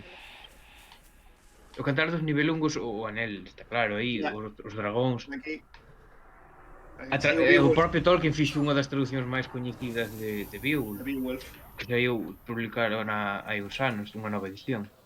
Sí, que foi super influente durante prácticamente todo o século XX, prácticamente era a traducción de referencia durante moitísimos anos. E do que máis falei foi de como Tolkien elaborou os seus heróis, as súas figuras heroicas, a partir dos heróis das crónicas anglosaxonas e nórdicas. Como elaborou os seus heróis e despois como se baseou neses heróis para elaborar os seus propios heróis, que coinciden con algúns dos que xa mencionamos aquí, na miña opinión. Beowulf é anglosaxona, entre cilos. Perdón, Cristian. Non, nada, que preguntaba polo chat se Beowulf é anglosaxona ou non. Si que igual está confundido con... Bueno, unha finlandesa que non me acordo como se chama. Vale, sí, estamos aí. No, pero a que é xermánica é a típica, é a de Brunhilda, joder. Sí, ese é o dos Nibelungos, ese é xermánica. Claro. Pero o que dicía é que os heróis de Tolkien non están baseados nos heróis anglosaxóns. O que está máis baseado nos heróis anglosaxóns son os personaxes do tipo de Aragorn, personaxes que naceron con sí, os dereitos de sangue e todo isto, non? Sí. O herói de Tolkien é aquel que se fai en tempos de necesidade. Eses son Sansagath, Gandalf, sobre todo, Éowyn e un pouco Faramir tamén, que mencionábamos antes. Faramir eu vexo moi cercano a Aragorn, no sentido de que di que a sangue corre máis pura polas súas venas que a de todo o mundo de Gondor e tal. E por iso Faramir non metería tanto nese saco como a... O que se di... Bueno, pero ele é fillo do pai, realmente. É o pai. Sam é o principal, porque é o que máis punto de vista ten no libro. Éowyn tamén, para mí son análogos esses dous heróis. Teñen o mesmo arco. Teñen un arco de teren reservada unha posición de secundaria, unha posición de coidar. Sam coidaba xardíns, Éowyn tiña reservada a posición de coidar a súa familia. Tamén, no momento da guerra, tiña certas responsabilidades, porque Éowyn tiña que ser deixada atrás para cuidar de Edoras, ou seja, que ela xa de por sí que tiña un papel na guerra. Pero claro, chega o momento da guerra total, no que hai que coller eses... É un momento no que se loita. no que calquera loita, non só os que tiñan reservado ese rol por nacemento. Entón, o heroe de Tolkien o que fai é pelexar en tempos de necesidade e cando xa non hai necesidade volver a outras cousas, a coidar. Sam é alcalde da comarca, ao final restaura a terra e Owen, por exemplo, dedícase á curación. Es que eso é unha cousa dos heróis anglosaxóns. Non, esa é unha cousa do heroe tolkieniano. Do vale, heroe vale. que crea Tolkien. Os heróis anglosaxóns eran heróis desde que nacían ata que morrían. E morrían en combate, sempre. É interesante. Beowulf. Claro. Bueno, falando de Beowulf, que Beowulf sí está traducido galego, te está traducido en Rinoceronte, hai unha traducción de Beowulf. E despois tamén quería mostrarlo aquí, porque existe esta... que non me estou vendo. Este volume ilustrado de Beowulf, que está feito por David Rubín, que é un artista ourensán de cómic. Hostia, sí.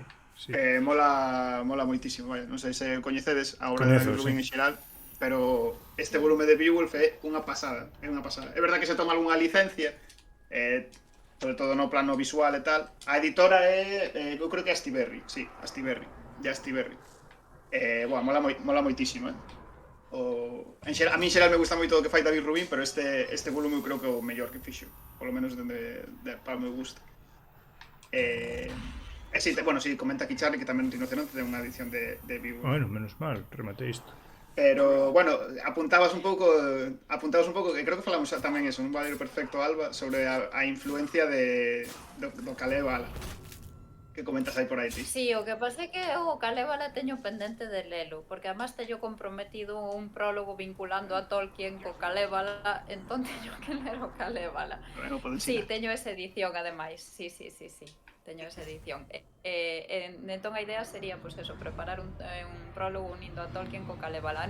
Creo que é un prólogo que non pode ser espacial, porque o Kalevala os espazos son maioritariamente imaginarios. No caso de Tolkien, sí que, por exemplo, os espazos sí que hai unha contrapartida real na maior parte dos casos. El, bueno, creou un mundo, pero hai moita vinculación con espacios reais. Entón, a ver, eu sei, por exemplo, que a historia de Turin Turambar é un calco doutra que aparece no Kalevala. Un calco calquísimo, pero quizáis o maior calco que eu vin, O calco de... Hai unha historia do Kalevala que o personaxe chamase Culervo, que é literalmente a historia de Turing, literal. Sí, xo vi. Se cadra a dos fillos de Turing é a historia menos original de Tolkien, por así decir. A min Tolkien sempre pareceu un crack no sentido de que moi clásico ese arco. Sempre foi un tío que collía cousas do seu traballo e os usaba para o ocio, que é unha cousa que eu aspiro na vida tamén, sabes? Ele non distinguía traballo de ocio. No, para ele era todo o mesmo. A él molaba o que no que curraba, verdad. É interesante isto, ata que punto Tolkien non é un escritor original nunca, senón simplemente como unha especie de sincretismo de un montón de referencias dunha persoa ultra culta. Porque como escritor literario igual tampouco é unha cousa brillantísima. Non sei que opinades. Bueno, a mí non me parece... Se non é original Tolkien, non é original ninguén, Realmente, pero esa é a movida, Eu aí estou con Cristian. Entón a originalidade non existe. Definiu un xénero, tío, que pasa que se baseou en algo. El non inventou toda a épica occidental, obviamente non, pero a cantidade de originalidade que puxo eu creo que é tan grande como a de moitos outros autores épicos. Non estou falando do Homero, obviamente, porque ese sí que foi unha creación. Pero o que fixo Tolkien, eu penso que despois de Homero, aí como contributo á épica é o segundo, a épica fantástica. No, e aparte, a ver, hai unha cousa que está clara, se seguimos falando de hoxe en día será porque algo original fixo, senón non... O sea, fixo algo que de momento non fixo ninguén máis, porque senón acabaría o absorbendo. O sea, falase máis de Tolkien que do Kalevala ou dos nórdicos. Pero igual aí tamén ten que ver a influencia anglosaxona na cultura mundial inglés. Non sei, sobre todo en particular co do Kalevala, porque, por exemplo, é moitísimo máis coñecido a nivel mundial o Beowulf, sendo unha obra, bueno, que ten o seu interese, pero que non dá pa máis. Quer dicir, que é como, non sei, vale, é interesante, pero é unha obra medieval que tampouco me parece máis interesante que outras obras medievais que hai por aí. Non sei, vaya, a miña opinión. O peso no canon do anglosaxón afúndete xa directamente. Xa, pero bueno, nos absorbémoslo a través de Tolkien. Eu lín a Tolkien antes que do que vou ler o Calévala. Sí, claramente, As novas todo o mundo, xeracións, probablemente. tamén. Despois, esa capacidade de ser transmedia, non? Esa capacidade de, bueno, transmedia ou crossmedia, que aquí habería que discutir, pero eu creo que sí que chega un punto en que é transmedia, porque é eso, a capacidade que ten para que se pase a película, a capacidade que ten para que se pase a videoxogo, e para que todo eso sexa rendible económicamente. Porque a cuestión é que se non é rendible deixan de sacar, e de momento seguen sacando, non? Por moitas eivas que poida ter despois. Eso tamén é porque o mundo que creo é moi difícil crear un mundo realmente, por moitas referencias que absorbas, porque eso xa falo como escritora, pero por moitas referencias que absorbas é moi difícil crear o teu propio mundo e crealo de maneira sólida. Falade con J.K. Rowling, por exemplo. Bueno, que non... Aí sí que xa me... Ainda segue atando fíos hoxe en día. Tío, está moi preocupado. No, eu penso, segue desatando fíos hoxe en día. No, pero, o sea, había un puntiño de botar unha bomba no medio da praza co comentario, porque, joder. Xa vimos. A ti chega un punto en que se che ve vir. pero tamén, o sea, quero dicir, é interesante tamén, o sea, que eso quería falarlo despois polo punto do legado. O sea, como apunte, só quería decir, de verdade, eu lín a Tolkien durante moitos anos, relino varias veces, é un autor que me gusta moito. E el ler o Kalevala para min foi moi revelador, máis alá de especificamente polo tema de Culervo, que é moi literal, quer dicir, é como se fose, é como se describise Edipo outra vez, sabes, como se unha das tramas do Silmarillion fose literalmente Edipo, sabes, é unha cousa falamos dese nivel. Pero a outros niveis, a maneira, por exemplo, falábamos no podcast do Valeiro sobre maxia, da concepción de Gandalf no personaxe de Vainamoinen, que é o protagonista, bueno, un dos protagonistas principais do Kalevala. Penso que é interesante, falábamoslo precisamente cando falábamos das influencias de outros magos na figura de Gandalf, que, claro, que non é exactamente Merlín, pero tampouco é exactamente Vainamoinen, senón unha cousa intermedia entre os dous, pero si ler o Kalevala como que completa un pouco o puzzle das referencias, ou polo menos a mí pasoume, porque si, lees o Beowulf. Gandalf non é como non é fusión entre unha cousa e outra. Gandalf é Gandalf, é unha personaxe totalmente original. Obviamente é un mago con sombreiro, ten a barba longa, esas cousas sí que os comparte con magos anteriores, pero despois o personaxe, como se desenvolve nos libros, os seus diálogos son totalmente originais. A voz de Gandalf é a voz dun personaxe original, creado por Tolkien. Influiu despois noutros personaxes, máis do que foi influído, incluso. Calquera mago de hoxendía é máis un Gandalf que un Merlín, diría eu. O de Harry Potter, de Dumbledore. Eu aí vexo máis Gandalf que calquera outro mago da literatura clásica. Sí, o que pasa é que, bueno, de Dumbledore chega un punto en que se convirte, ao meu ver, en Crónica Rosa. Entón, Gandalf nunca se convertiría en Crónica Rosa. Sí, a ver, por favor, non Gandalf. Por favor, non falemos demasiado de Harry Potter. Tamén é o Chupito, non? Que tamén sacamos a tábua de Chupitos. En plan, a mí mólame Harry Potter, pero non me parece que este no mesmo plano que... Non é comparable. Nin no bon, nin no malo. Pero é interesante para falar dese tipo de cousas. E o personaxe de Gandalf, a mí pareceme que hai máis debate aí, Me parece máis que hai máis debate, porque estou de acordo con que Gandalf só che dá como a metade do... O sea, Merlín só che dá como a metade do personaxe, pero se o xuntas un pouco con Vainamoinen, xunta un pouco as outras cousas, porque, por exemplo, en Vainamoinen hai esa vontade creadora, o sea, a parte que de Deus que hai en Gandalf, sabes? Que é evidente, quero dicir, Gandalf non participa nos asuntos humanos porque, bueno, participa só tan esencialmente porque está ali como emisario e, bueno, pode modificar as reis. Gandalf é o que move as tábuas do xogo, o que xera as conexións. Pero Merlín tamén. Merlín tamén. O sea, na materia de Betraña... Pero con que propósito? Cal é o propósito de Merlín, cal é o propósito de Gandalf? Gañen os vos, que Arturo é o bo, basicamente, pero o sea, no de Gandalf é que gañen os vos. Tampouco é que sexa unha cousa aquí de profundidade. Bueno, a ver, o propósito de Gandalf é literalmente polo que envían a Terra Media derrotar a Sauron. Dende Valinor é basicamente opoñerse a Sauron, o sea, ser o contrapunto de Sauron. Literal, o sea... Quixeron opoñer a Sauron con alguén da súa categoría, basicamente. E con alguén que non o puxese pola forza, senón dando consellos, etc, etc. Sí. Ao final quería que quen o derrotase fosen os mortais. Claro. Non querían os Valar derrotalo eles. Ou seja, era cousa dos mortais. Por iso mandaron aos Istari, que son Gandalf e máis os outros magos, Sí, os con outros esa catos. forma, unha forma terrenal, que podían morrer. Gandalf morreu. Saruman morreu tamén, ao final. Mandáronos así para guialos máis que nada. Tiñan certo uso de poderes, a maxia en Tolkien é moi limitada. É moi sutil limitada. tamén, que é outra cosa que me mola Sí. bastante. É extremadamente sutil. O Gandalf en ningún momento se di que pudese facer burradas que fai nas pelis ou nos xogos. Nos xogos é exagerado. Nos xogos hai algúns que pasa así co bastón e sai unha aura e matas todo, matas medio Mordor. Eso nos libros non é nada parecido. E cando faz a burbulla neste momento non me toca ninguén, e vas queimando xente ca burbulla. Bueno, Ese é o retorno do rei da PS2. Mira, teño por aquí, por ensinar tamén. Ese é un xogazo. Eu xogueinos todos, os xogos da Terra Media. Sí, eu tamén. Sí. Ese é o mellor. Moitas horas.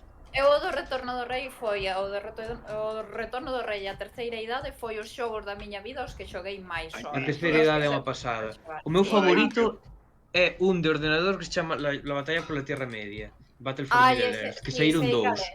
Ese é... Pero ese non xoguei. Ese é increíble, é de estrategia en tempo real, non é de... Non é de rol, non é de rol nin de acción, como este é máis ben de acción. Ese é de estrategia en tempo real. Ese é recomendadísimo, ademais.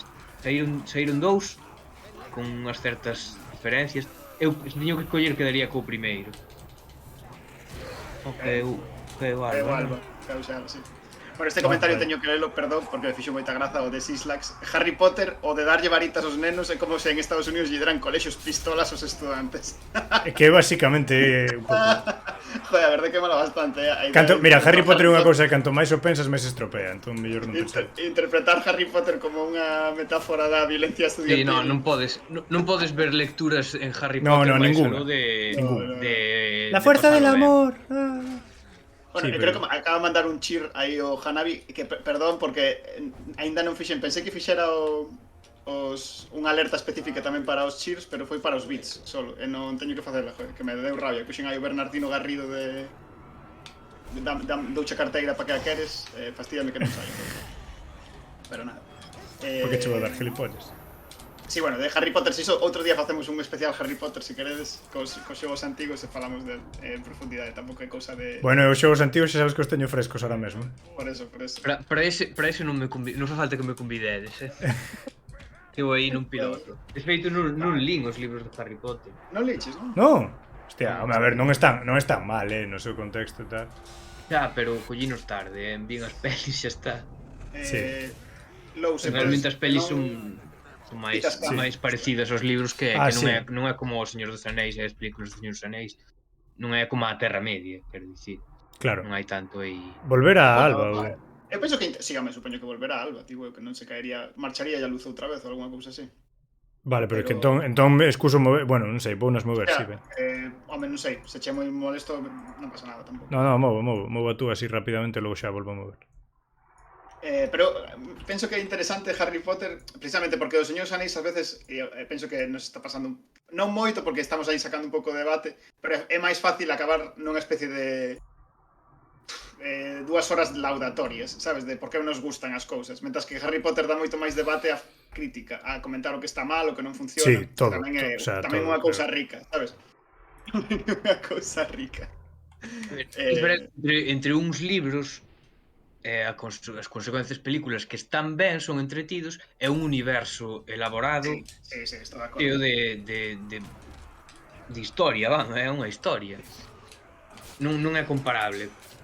Bueno, pero tamén, se entramos nese nivel, que compararías? O sea, eu penso en algunhas sagas que me parecen quizás non tan ricas. Bueno, xusto acabo de volver, louco. Vaya. Quizás non son tan ricas como os Señores Anéis, pero algunhas que penso que son bastante ricas, pero... Non vai dar isto. Eu comparo con algunhas, serían con sagas de alta fantasía, de... Sí, claro, sí. Bueno, que realmente, técnicamente, as obras de Tolkien non son alta fantasía, porque están ambientadas no noso mundo, hai moito tempo. Pero realmente sí, son alta fantasía. Ainda falábamos de outro... Bueno, descolocouse todo, Lou. A ver, Que pasou aí? Pero ahora cando volva... eu Xa- fume, que aquí... Xa case, Rodicio, xa case. Indo a luz. Que perdón, que dixeches algo? Que non, eu estou mindo e vindo, porque aquí está indo a luz. Non sei que está pasando, pero hoxe estáse indo a luz. Debe ser Morgoth, non? Pero non sei.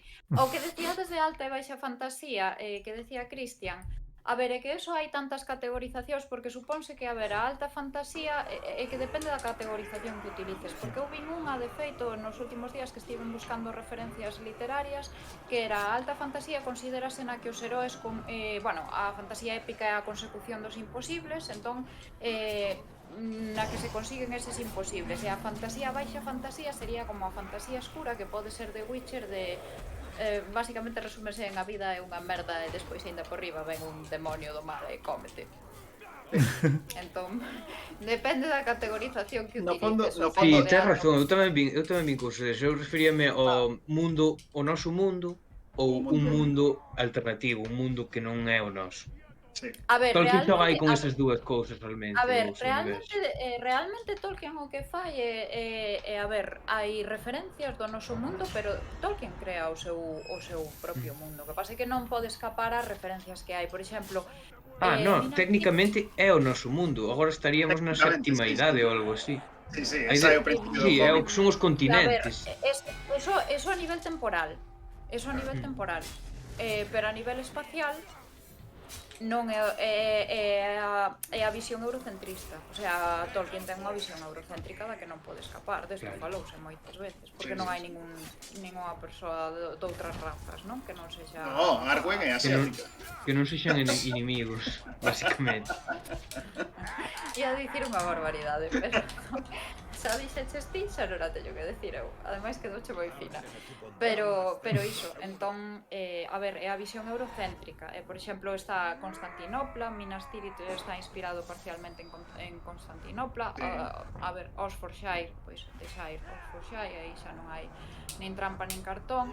Sí, esa é a pero única que realmente, compro sen precedentes, a única comparación. É que ele admitiuna. Foi a única que admitiu, de feito, penso. hai máis, eu creo que nas Admitiu cartas máis.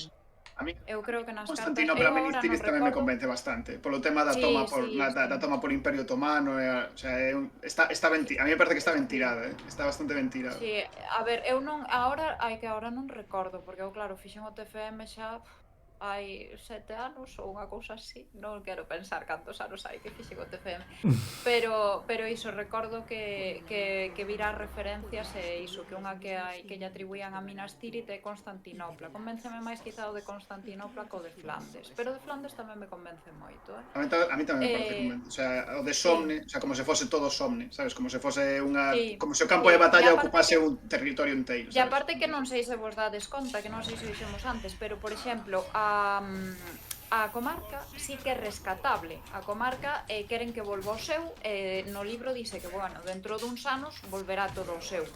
Pero Mordor xa non é rescatable. Que- Mordor non é rescatable, ali ninguén vai a visitar, non se propón absolutamente nada, o sea, Mordor Non, non se dá non lle por deixara rescatable. terras en Mordor Aragorn aos antigos escravos ou algo así, ou estou no confundindo con outra cousa. No, eu Se cadra creo vino que aí nalgún entra- xogo ou No, nalgúna do outro lado do No, río, eu do creo- outro lado do río, non? Unha cousa así. Non Eu creo son que aí As entra terras o de xogo Númenor. A ver, eu creo que aí entra o xogo dos topónimos replicantes de Minas Tirith e Minas Morgul. O sea, sabedes que Minas Tirith e Minas Morgul eran Minas Anor. Morgul era Minas Minas Anor, Anor, sí, que sí, eran as cidades irmás. Entón, esas terras sí que foran habitables. Despois, bueno, viñeron a peste, despois viñeron unha serie de cousas, e despois ainda por riba veu o Sauron, non? Isto que cando che empeza a ir mal, xa empeza Unha guerra civil tamén, sí. E a Guerra Sí, Civil de sí, Gondor. Sí, entón, bueno, aí Pero, non sei se bueno, sabedes que Minas eu, Sí, perdón. Minas Anor Bueno, era Minas Tirith. No, era Minas a Anor era cidade- Minas Morgul. No, Minas Morgul era Minas Minas Ithil. Anor é Minas Era Minas Morgul. Ithil, Minas No, Morgul. no, está dicindo ben Cristian. Minas Morgul No. Minas Morgul era Minas Ithil. Sabes tú? Sí, entón Vamos, onde é vamos Minas? confiar Onde é no Minas léxico. Anor? Vamos confiar aquí Minas en Anor no e Minas lexicógrafo, vai. Eso é.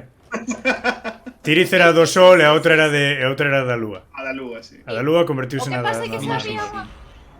O que pasa é que xa había unha torre antes que se chamaba Minas Tirith. Sí, iso é. A ver se sabedes cal é. Hai unha torre no Silmarillón, unha torre, non se describe moito máis, pero dice que é unha torre que se chamaba Minas Tirith. E aí é cando Supoño que en Gondolin. pasa a chamarse Minas Tirith. Supoño que en Gondolin, Sí, porque en Gondolin...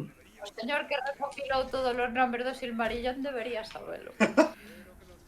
Sí que hai. Eu Que pasa nesa torre? non é onde... Buah, Non me esperabades que o directo se convertise nun exame, un exame. Ah, É que estou Eu pensando, suspendíxe. estou pensando na Sí, na bueno, fonte eu onde suspendido de casa. estou pensando onde morre Excelium, que é o elfo este. Buah. ten que ver ca historia de Beren e Luthien. Xa. Pois entón ten que ver con Sauron. Claro, que No. pasa? Que Sauron... Non é a torre que- Sauron é... É a Torre de Sauron? Non, tiña outro nome. Non. Sauron tiña unha torre en Beleriand. Construense despois, non? A Torre de Sauron é posterior. No, a Torre de Sauron que tiña na primeira idade en Beleriand, No. que ya Vale. tomara a un rei elfo. A un rei Non, eu morto. creo que non é. Non lembro Buah, cal. non sei, eu creo que non é. Pero non era ese tiña outro nome. No. Pero está relacionado. Pero bueno, xa miraredes. Non vos vou desvelar. No, pero... Hostia, eu agora teño... Eu vou no buscar, non vou mencionar, pero vou no buscar. Claro, que eu teño na punta da lingua tamén. No, buscade mencionade despois, xa me decides. Pero a ver, aí hai, non sei se sabedes o que son os topónimos replicantes, pero é, por exemplo, chamarlle... en Galicia hai unha chea deles, é, por exemplo, dicir Algalia de arriba e Algalia de abaixo, pero nun dos sitios non hai Algalia. O que pasa é que por replícase o topónimo. Sí, Entón, sí. hai Algalia de arriba e a de abaixo, pero só existe realmente a de arriba. Hai En Cruceiro Galicia da temos Co, Cruceiro da exemplos Lo, hai moitísimos, sí. Exactamente. E despois, por exemplo, hai un que moi que era magnífico, que é o Allo e a Cebola. Hai unha parroquia que sei que era Santa En serio? María do Allo e despois Que hai outra que guai. era da Cebola. Sí. Que guai. Sí, entón eu explorando os topónimos replicantes, o primeiro no que pensei foi Minas Tirith e Minas Anor e Minas Ithil, pero aí non funciona porque aí sí que hai unha réplica real de cidades, son cidades irmás, hai dúas cidades que son irmás. A réplica ven cando se replica o topónimo de Minas Tirith, que aparece no Silmarillion, que xa miraredes, que pasa aí. Sí, é aí ya. Acabo de mirar e Vale. acertei eu coa miña suposición, coa miña segunda suposición. É aí ya dos lobisomes esta que... Que pasa? Sí, é a torre que Que tomou pasa Sauron. A de Tolin Gaurhoth esta. Que pasa? Sí, que é cando Que pasa aí? É cando vai con Finrod, outros captura, Sí, morren todos. Claro. Sí. Quen morre? A cuestión é quen morre. Non, Morre Finrod. nese momento gaña Sauron. Claro, nese momento gaña Sauron. Que pasa coa outra Minas Tirith? Quen gaña? Xa. Aí tedes a Vale, xa, réplica, como vale. é porque se falla a réplica do topónimo. Está É ben que tirado. Minas Tirith cando se lle pasou a chamar? Cando tomaron os mesmos Minas Morgul? Sí. Foi aí desde que cando se Sí. pasou a usar Eu Minas creo que Tirith? aí... Sí, porque significa torre de Sí, vigilancia, eu que creo Minas Tirith cando- original. Claro, é que esta era unha torre de vigilancia, sí. É que Minas Tirith significa torre de vigilancia, cambia de nome na terceira idade, bueno, na terceira idade, a de Gondor cambia de nome cando basicamente cando Minas Ithil pasa a chamarse Minas Morgul, porque como para opoñerse a Minas Morgul. Na primeira idade está na illa esta de Tol Sirion, creo, Sí. é como unha torre de vigilancia cara ao norte, entón logo a toma Sauron e xa pois xa non é de vigilancia nin é nada, claro. Sí, pois Sí. é a réplica, pero a réplica para ter outro final, porque, bueno, Claro. ao final os valores que se están xogando, que son os que se xogan na fantasía épica e os que se supón que se xogan na alta fantasía son os da liberdade e da xustiza. Por eso a fantasía épica, a pesar de que non se queira ler así ou non conveña, sí que ten unha lectura social moi marcada. O sea, unha cousa é que non se estea describindo a realidade de maneira realista e outra cousa é que non teña unha lectura social moi marcada. Por exemplo, a min, eu que vin na clasificación que vin eu, pois eso, poñían exemplos de alta fantasía, sería o Señor dos Anéis, e o exemplo de baixa fantasía era The Witcher. A saga de Geralt de A min que Rivia. conste que non me Ou convence Canción moito de Hielo e Fuego. non me convence moito a clasificación de Xa, fantasía pero alta e baixa, canto sí, me tamén. convence moito máis a clasificación de tampouco, fantasía a mí épica, pareceme moi fantasía graciosa. dramática, porque no fondo penso que ten moito máis a ver con esa No, clasificación clásica. a ver, eu creo que máis que dramática escura, non decían fantasía escura. Sí. Pero é que escura, hai un punto É connotativo moi aí, difícil. A É mí que me parece épica- hai un Sí, punto a ver, connotativo. a min pareceme moi difícil. A min faime moita gracia as etiquetas, sobre todo cando ves os memes de la vida es una mierda y al final viene un demonio del infierno y te come, e é como, ai, mira, sinto me identificada. A ver, faime gracia, pero non, a das etiquetas é moi difícil de medir, porque ademais depende de que nas faga, despois vas a outro sitio e dinche, pois eso, o que The Witcher é alta fantasía tamén, non acabas de entender. Home, eu creo que entre The Witcher e Tolkien tamén hai un salto, non? Quero dicir, e a min gustoume moito a saga Varios de Geralt de saltos, Rivia. varios saltos. Sí, eu creo que sí. Está toda a literatura pulp polo medio, que ten moito a ver, bueno, hai moitos campos ali. Pero Claro, a por ver, exemplo, xa me ese gusta tipo máis de obras son máis da posmodernidade que Tolkien. Tolkien é de outra época diferente, un pensamento radicalmente sí. diferente. E ainda que Tolkien foi moi Tolkien, tamén foi moi unha persoa que viveu a Primeira Guerra Mundial, como dicías tú. Entón, A primeira son e a épocas segunda, porque a ver, radicalmente diferentes. a primeira e a segunda, porque a primeira vai, el participa na batalla do Somme, pero a segunda vai o fillo.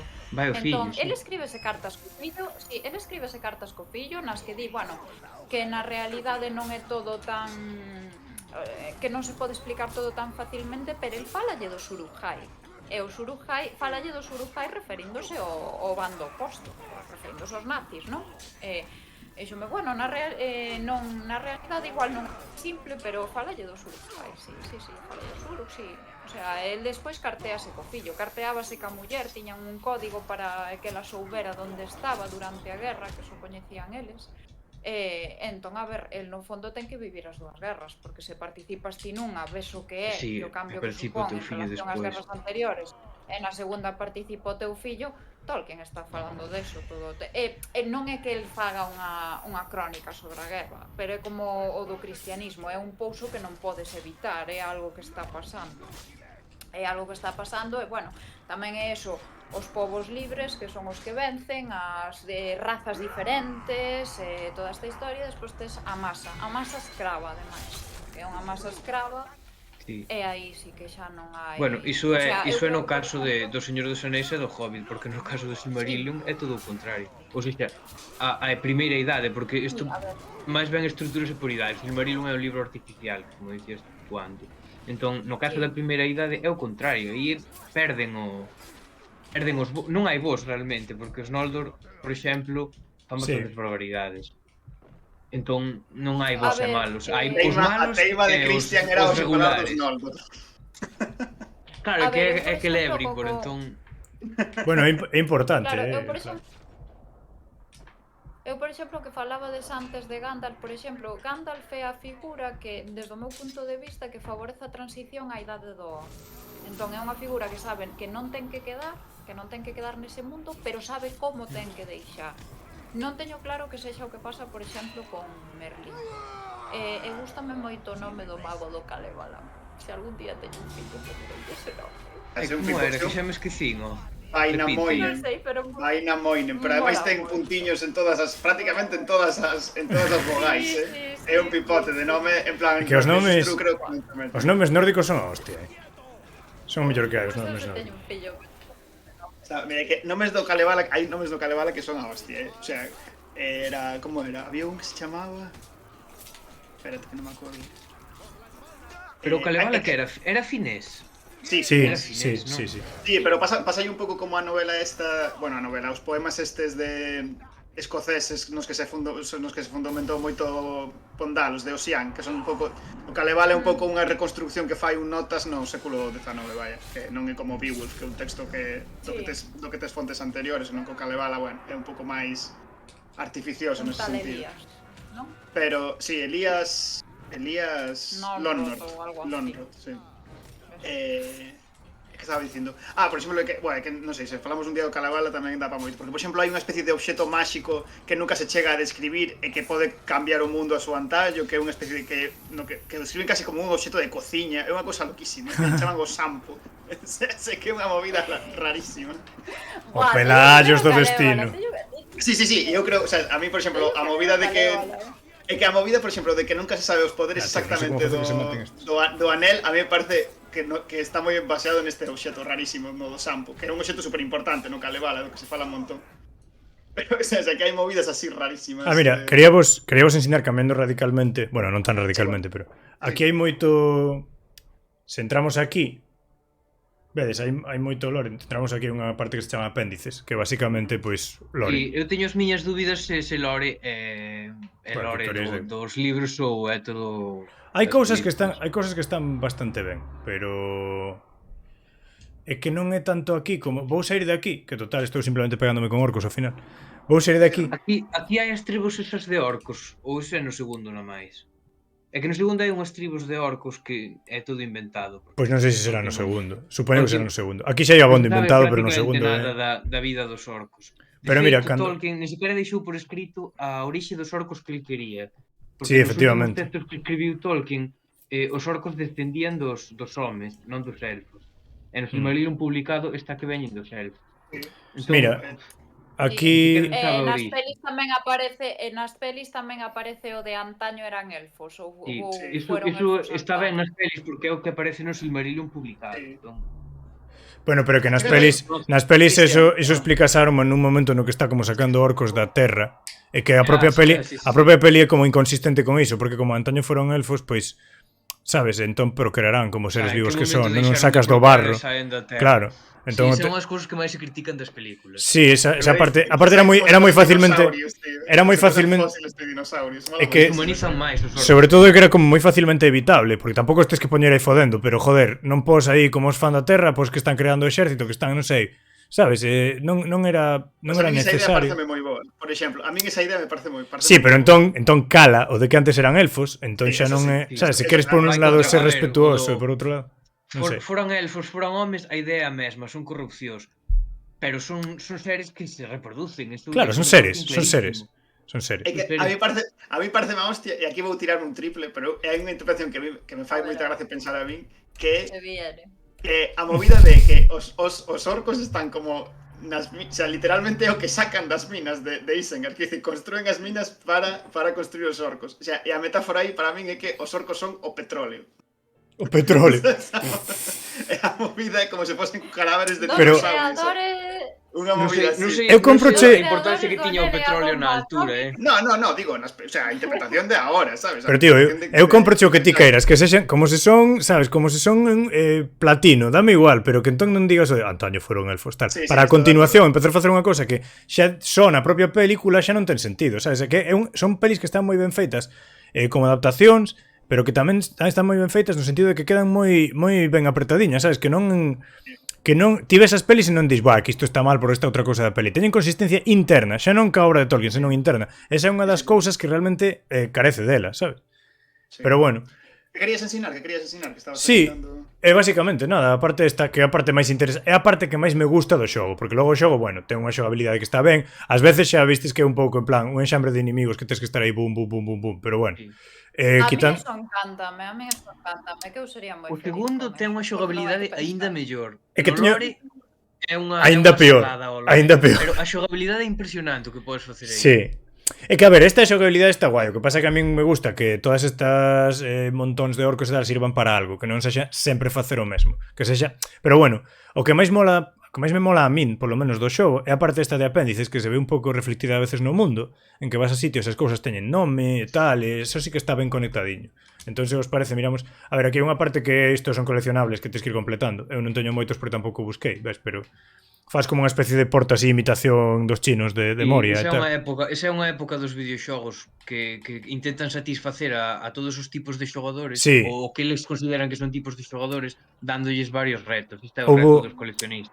E houve unha época aí atrás na que, bueno, ainda estamos un pouco na que os xogos teñen que durar sí ou sí 80.000 horas, sabes? En lugar de facer un xogo con unha boa historia. O que intentan facer é que o xogo o podes pasar en 10 horas ou pero podes logo, botar 50 horas con el se queres. Pero non lles queda ben. intentan É que ao final, de momento, non hai un xogo que bueno, non hai.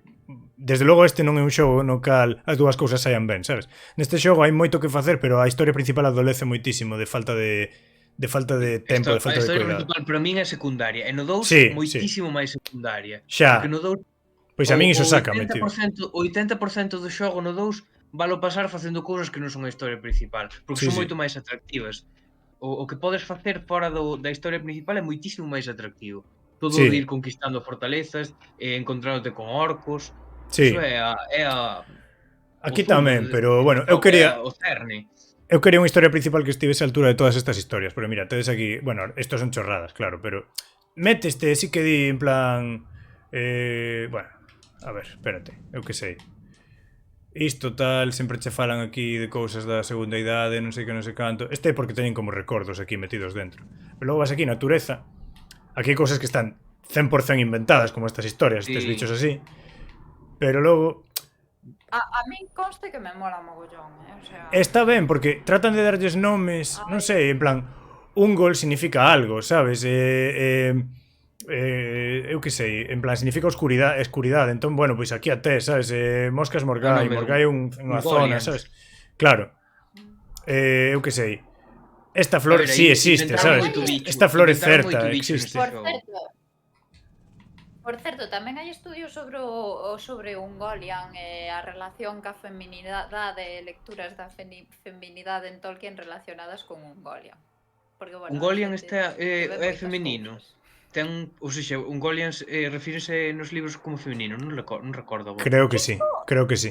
Porque Shelob, obvio, ella la araña, obviamente sí. Pero Ungoliant tamén, Ungoliant creo que tamén. Eu diría que tamén. Claro, hai lecturas. Pois eso, hai lecturas de Ungoliant e della la araña desde o punto de vista, bueno, eso, da feminidade na obra de Tolkien e como a ver. A ver se va a ser, a ver se entón o segundo xogo, é que no segundo xogo ella la araña sae é como unha especie de cambiaformas, que é como unha especie de tía cachonda. Poñendo por aí, sí, poño por aí. Xa non me acordaba deso, eliminara a miña cabeza. Entón, a ver se resulta que fixeron os do xogo fixeron un traballo aquí super deep aí de ambientación e tal, están indagando nesas teorías. No, é xa unha tía cachonda, non? Xa se cadra o peor da historia. Non é o peor. Mira, eu non xoguei o xogo, pero vin a historia e podo, a ver, que non quero facer spoilers aquí a todo o chat. Podes facer spoilers, porque este xogo a historia é un 5%. É que falan da orixe dos Nazgûl, falan da orixe dos 9 homes, que tal. E poñen básicamente... Igual sí que é un spoiler un pouco jodido, Claro, a ver, que non o quero facer, pero... Ese que estou vendo ahora que ven. Non o quero facer, pero basicamente poñen que a orixe dun Nazgûl é xente que non pode ser, sabes? Porque os Nazgûl xa existían como espectros moito antes da vida desa persoa en concreto, sabes? Entón, simplemente queren facer aí unha especie de conexión barata cun personaxe que todo o mundo coñece un pouco máis, entón o poñen aí e tal, non ten que ver realmente, para min é peor que o de Yalaraña, sobre todo ahora sabendo que hai lecturas que falan da feminidade de Yalaraña. No, é que Yalaraña se o ves, a idea de por sí non está tan mal como a execución. Claro. Non sei se me entende. Sí. A execución da parte de Yalaraña Pues mira, quixeron facer como unha especie de contraparte de Galadriel. Sí. Que é a impresión que me deu a min. Sí, como Dark Galadriel aí, sí. Sí, exacto. Pues mira, aquí está aquí está a parte da ambientación e historia e tal, que é un pouco a máis esta que estaba buscando eu, entón o mar de Nurnen, que é o mar xigantesco que hai no medio de Mordor, entón di que claro, que todavía hai céspede aquí e tal, o que falábamos antes. Nurn que é a zona, digamos, que os forasteiros poden creer que Mordor é unha terra tal. Que dicías, Alba, perdón, que se cortou aí? No, que me está acordando ahora unha cousa, que hai o típico meme de que as águias podían ir ao principio... Ui, Sí. Cortouse, en E agora, serio. No, estamos. Pode que sexa unha incoherencia, Vale. Un pouco... Non é unha incoherencia, o que pasa é que non está ben explicado. As águias Claro, poden sí, ir a é Mordor iso. unha vez cae Sauron, Claro, non antes. claro. É que, a ver, Sauron é... Entón, sabes, hai o típico meme de a película xa estaría resolta, se van as águias, pero as águias non poden ir a Mordor a non ser que xa non estea Sauron. A ver, as águias Claro. realmente Entón, podían facer o que lles iso non está dera a gana. As o águias Tom eran... Bombadil, non? Pero, As claro... águias actuaban por vontade propia, realmente. A Ou ver. seja, eles respondían a Entremangue, que era o máis grande dos Valar. Pero Xa, eles xa, axudaban xa, porque pero quixeron, en todo caso. Sí, eso sí, pero supónse que non, a Mordor non poden ir hasta que deixa de estar Sauron. Porque Sí, o que se non, critica non desa parte é sobrevivirían, que non se entendes? baralle no Concilio de O que Elrond. pasa é que iso non está ben explicado. Claro, é que no Concilio de Elrond barallan todas as opcións posibles, e esa nin a mencionan. Por eso se lle critica esa incoherencia. A ver, pero porque é que... cagada, realmente. É que ningún... Se te fix... Se prestamos atención, en plan, nunca falan das águias como aliados iguais, en plan, no sentido de que ti lles podas mandar facer cousas, sabes? Quero dicir, non falan de águias como subordinados, máis ben é como... Creo que era no Hobbit cando Bilbo di que el lles fixe un favor, entón elas devolveronlle o favor. Entón, tamén, claro, evidentemente... Curou é que- Gandalf curou o Sí, seu líder. xusto. En algún momento Gandalf curou o seu líder. Thoron. entón é como- A Guaihir. No, Thorondor era o do primeiro. Sí, a Guaihir. Eu tamén os confundo todo o tempo. É que Tolkien dixo nas súas cartas unha vez que o recurso das águias é un recurso que se debe usar con contento, sabes, con tranquilidade, non todo o tempo. Pero eu penso que sí que está correctamente reflectido na obra, no sentido de que as águias son como unha especie de forza da natureza que son un pouco caprichosas, sabes? É que como Mordor era a antinatureza. É un deus ex máquina del libro, tío. É un Sí, deus ex máquina del libro É un deus ex máquina. e o problema dos deus ex máquina Bueno, é que ao final pero- todo pasa porque sí. Nas historias todo pasa porque sí. A mí non me parece que sexa un deus ex máquina mal levado. No, Ou me parece que é un deus ex máquina coherente, lógico, coherente. As águias nunca, eu tamén. ou seja, non gañaron a guerra as águias, axudaron. As águias son máis un elemento que axuda. Eu as águias vexoas un pola súa pouco conta. como os Ents. De feito, as águias pertencen a Manwë, os Ents pertencerían a Yavanna, entón teñen unha especie de vontade propia e se representan a natureza. Ninguén vería normal ver un Ente entrando en Mordor, porque Mordor é como a antinatureza, sabes? Pero que hai moita diferencia aí, tío, porque os Ents hai un personaxe que lle pos nome e interactúa. E as águias tamén.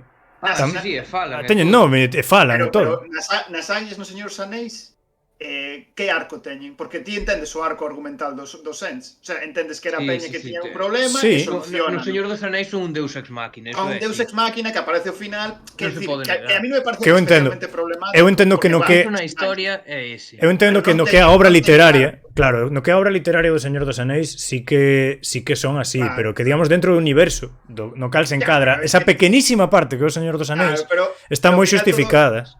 Pero é que ao final eso, joder, sempre se... Quer dicir, o problema das historias é que funcionen, quer dicir, porque a nivel de lógica interna todo se pode solucionar con unha nota a pé de páxina onde digas por que pasaba isto. O problema é que te resulte satisfactorio, sabes? Sí, pero bueno, eu digo que a min narrativamente, porque eu, claro, lín máis cousas que o Señor dos Anéis. Evidentemente ti se simplemente ves a película é o Deus ex máquina con patas, pero se lees os libros e se lees algo máis que o Señor dos Anéis, pero se lees algo máis do Señor dos Anéis e interesaste un poquinho máis no que pues toda a ambientación, todo o universo, todo o lore e tal, enténdese bastante máis. Xa non é tan acuciante a pregunta de joder, porque non colles as águias e fan así.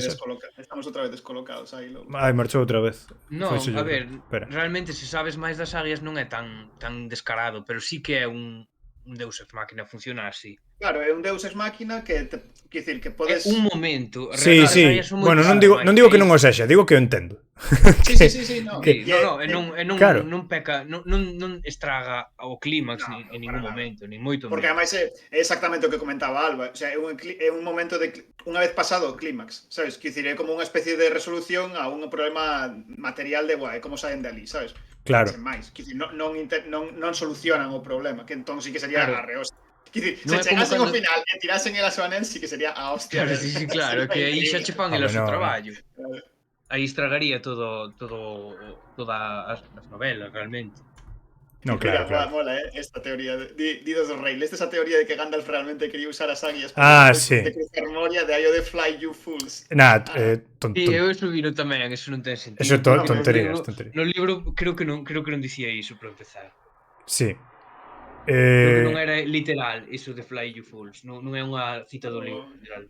Creo que sí unha cita do libro, pero que bueno, que fly é un verbo que significa, quero dicir, a ver, non sei, eu non lle vexo tanto, o sea, está guai, pensa. Por que non mencionou antes? Claro, non puido dicir nada logo. É que, claro. Puido obrar ali diante dun montón de trasgos, pero non puido dicir no Concilio de Erron que é literalmente un dos sitios máis seguros da Terra Media.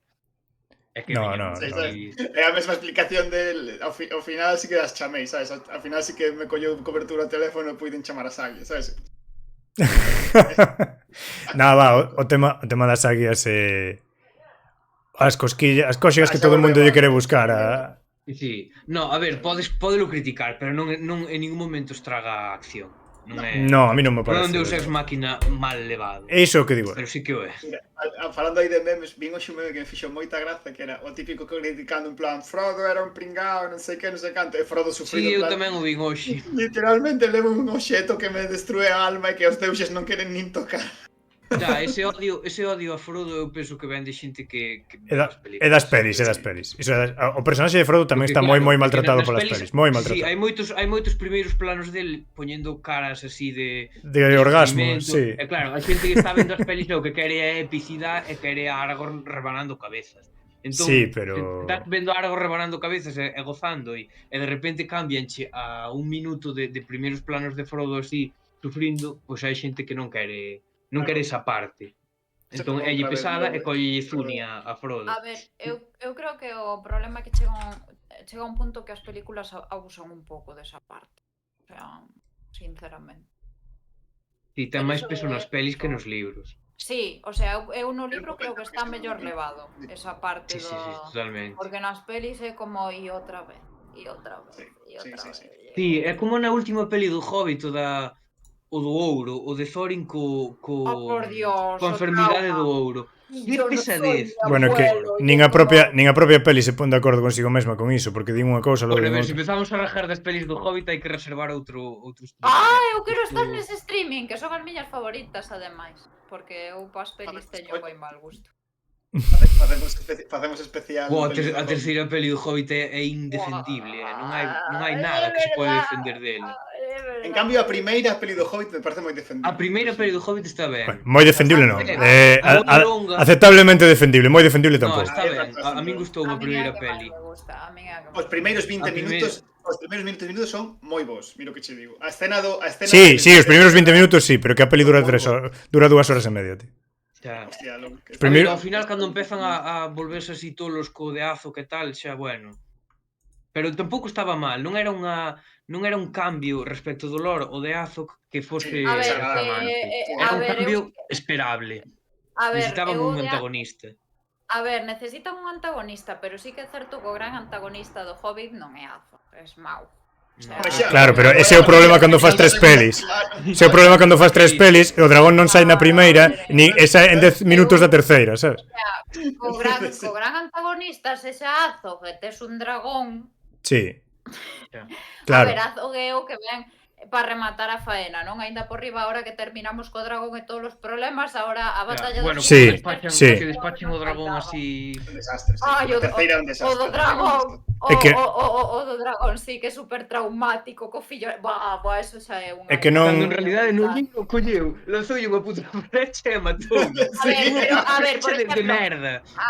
Hai unha norma, eu non entendo prácticamente nada de cine, pero hai unha norma que se ti ves unha pistola, se ti ves tal, é porque esa pistola en algún vai ser utilizada, sí. Relevante. Sí. Vale, pois hai un momento da peli efecto Kuleshov, se non coñecedes o nome deso é o efecto Kuleshov. Sí, é que todas estas cousas que mencionamos teñen nome, o que pasa que saber todos esos nomes... Efecto Kuleshov, isto que estabas dicindo. Hai un momento da peli que vemos unha vallalanza como se fora Dios, que a ves así nun pedestal, entón claro, ti chegas e dis, claro, usarán esa vallalanza. O sea, está ben pensado, en algún momento Bardo usará a vallalanza. No, en algún momento Bardo usará a su hijo. Sí, sí. É unha movida como moi loca. Estaban improvisando constantemente. Morto ese neno tiña que morrer coa presión que morrer, tiña que desfacerse Sí, sí. físicamente.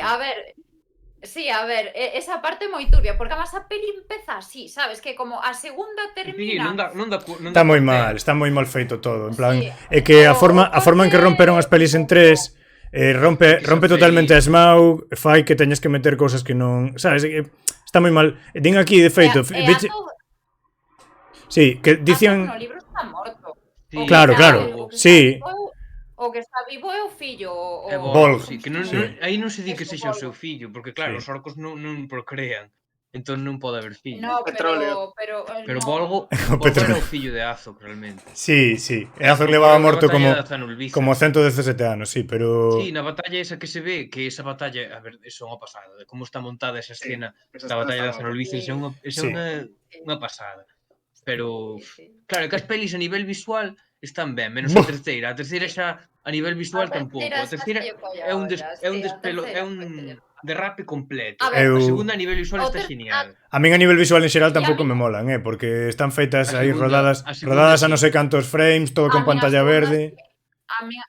A min a segunda sí que me gusta. Así que é certo que, a ver, a terceira eu xa cando entramos no melodrama del amor, eu aí non. A segunda podo tolerala e gustoume moito, pero a non sabes lo que é el amor, que horror. Sí. O sea, eu iso é... Claro, que por iso dicía que a execución desa... Por favor, que lle corten a cabeza cabeza a esta muller. Iso que dicía de que a execución desa historia é peor que o feito en sí de emparellar unha elfa e unha nana. Claro. Bueno, iso podes discutirlo. Tolkien, isto é imposible, pero... Porque, a ver, o ideal sería que ela morrese tamén. E na idea original, se non recordo mal, era que morrese ela. No, o ideal sería que ela non nacese, macho. Leva moitas culpas ese personaxe e o problema é como está escrita a historia, non o personaxe en sí. E o problema é que lle quixeron dar a Legolas un rollo para que despois no Señor dos Anéis non ten. No Señor dos Anéis Legolas é a cousa máis plana do mundo.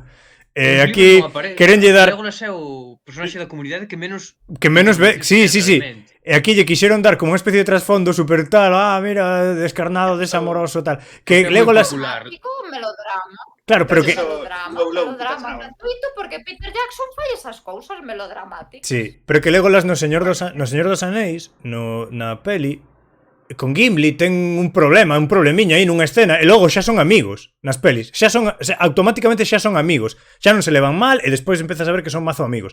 E aquí no Hobbit é como que lle queren dar un rollo de que Legolas como no pasado pasoulle isto, entón odia un pouco os enanos, entón custalle máis facerse amigo de Gandalf, de Gimli. Non lle custa unha merda, tío, pa que é un elfo estándar e un enano estándar son... Claro, son bros, que son bros, Legolas e Gimli nas pelis son bros, o sea, desde o primeiro momento son, sabes, é como, non me caes ben, sí que me caes ben, e xa está. E non hai ese problema. Ao longo dos tres. A muerte, claro. Como pasamos de levarnos mal por raza, por moitas cousas que nos veñen dadas, somos amigos a muerte. E logo hai lecturas sobre eu non me queixo de como se levou. O Hobbit sí que me queda. Dicían... A terceira do Hobbit sí que é un pouco insultante. Eu a terceira do Hobbit está todo mal. Mira, está feito visualmente, está moi mal escrito. Eu normalmente non saio jodido do cine, Eu normalmente non saio jodido da cine. Ríome e tal, eu fun veras de Star Wars e saía descojonándome tamén porque non me importan tanto como isto. Pero eu desta peli, a terceira do Hobbit, foi dos poucas pelis da miña vida que saí un pouco jodido do cine, en plan, que mal, tío. Sí, en plan, que mal. Saín triste, en plan, que mal o fixeron, tío. Que mal. Eu xa sabía que non ian facer unha cousa realmente fiel ao libro, que molaría, o que dixen antes, que lle botasen pelotas e fixesen as cousas ben. Inda que non vendese tanto, pero que o que fixeron é un desastre. Dicían aquí antes no chat que se viramos a versión fan edit, hai varias, creo, eu baixeina, así de moi mala calidade, é como unha soa peli de 4 horas en lugar de 3 pelis. Claro, evidentemente non é super coherente porque, claro, hai escenas que non se poden facer quitando un personaxe do medio, pero está moito máis visible a peli así, sabes? Moito mellor, quitan moita tontería de aí. É que a terceira non é unha mala adaptación, a terceira é unha mala película. É unha mala adaptación. Ainda que non sexas fan, é unha mala película, está moi mal escrita. Ser unha mala película, ergo é unha mala adaptación tamén. Sí. É o que fan con Beorn na segunda. Non che vai gustar. É o que fan con Beorn na segunda peli.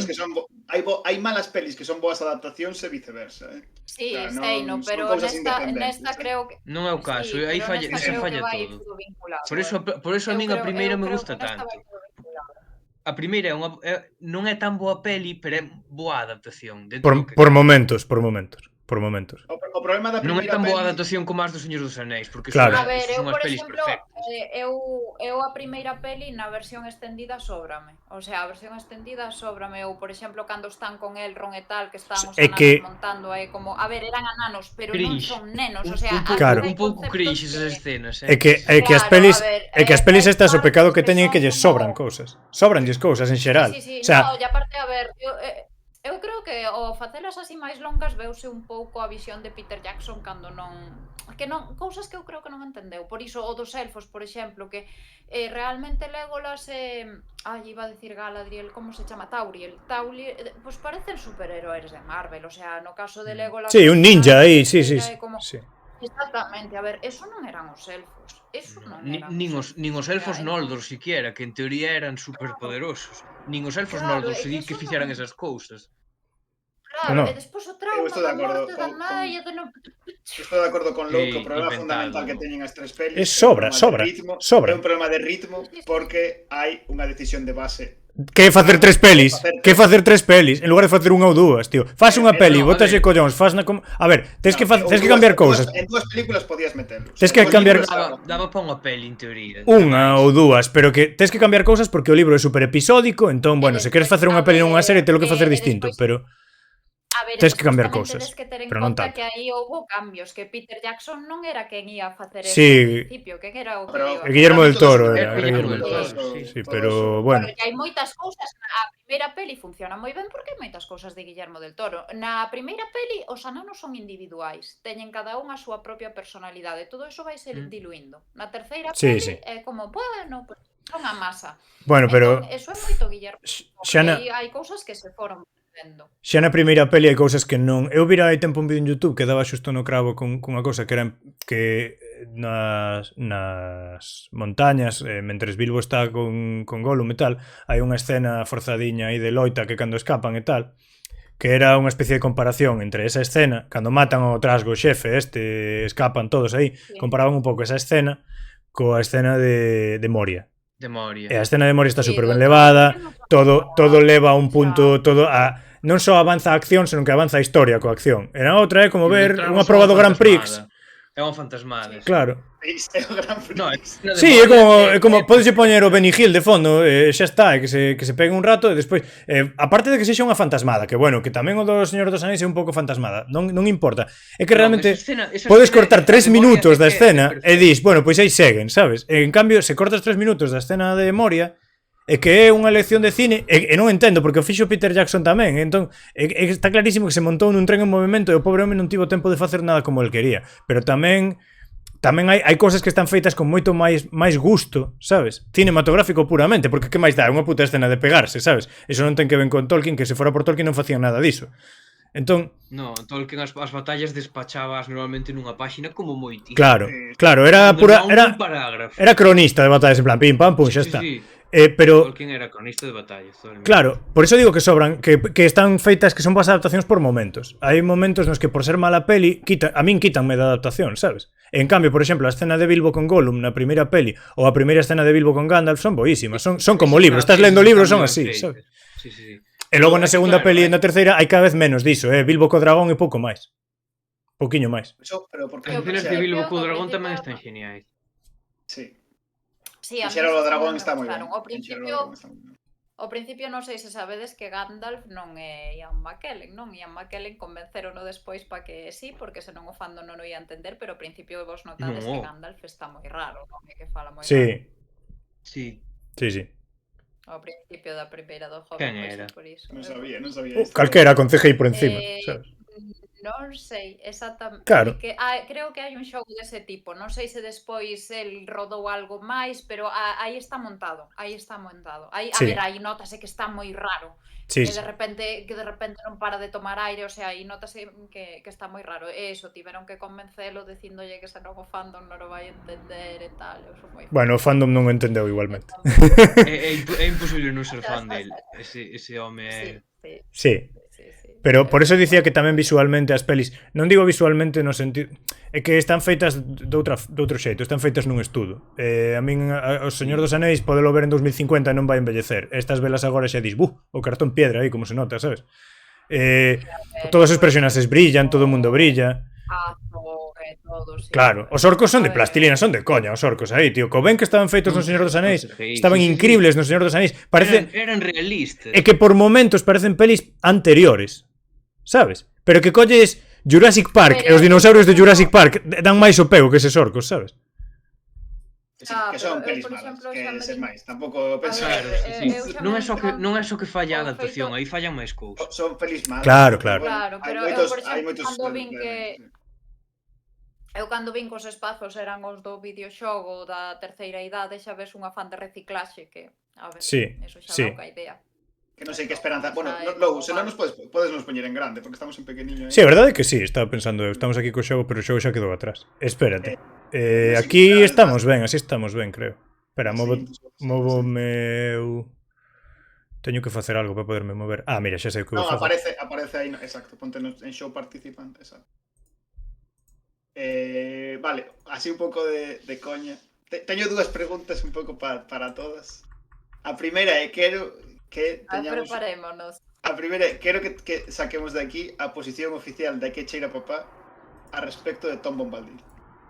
Eu teño unha, claro.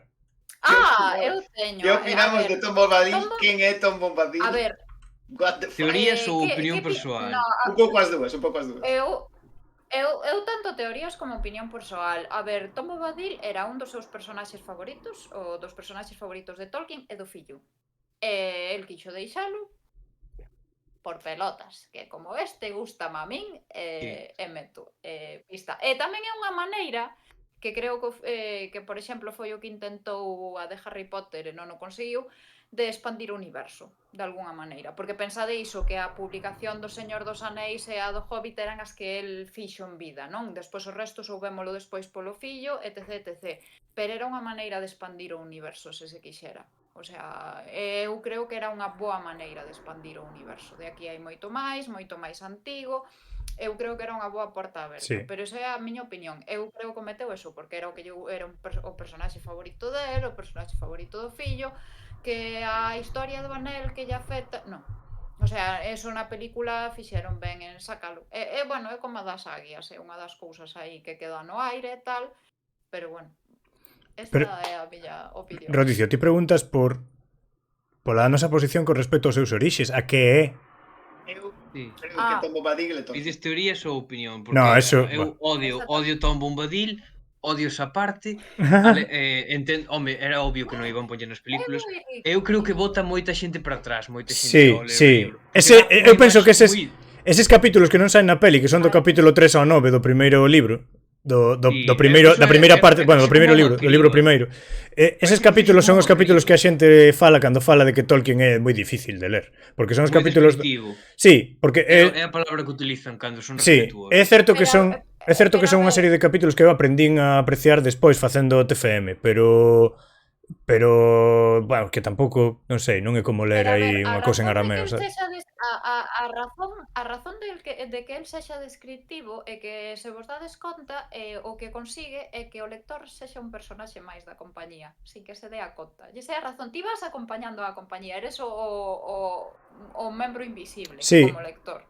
Pero ti estás todo o rato ca compañía, desde o primeiro momento, desde que están os hobbits na máis, estás todo o rato con eles. Entón, iso fai non moi ben. Para min foi moito máis pesado cando están con Bárbol. A min é cando máis pesado se me fan. E outra parte, porque a parte só están máis reactivos.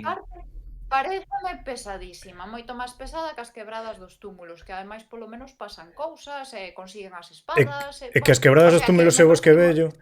Sí, é que están aí están os 4 hobbits. Non está Aragorn, non está Gandalf, están os 4 hobbits por aí paseando. É como forma parte desa primeira parte do libro, que é como moitísimo máis pois costumista e tal, é moito máis sínteste, é como o inicio da viaxe. Os ves que son xente pois inxenua, con boas intencións, e que se atopan con algo que non comprenden, e que o lector tampouco comprende a Tom Bombadil incluso despois de ler absolutamente todo o que hai.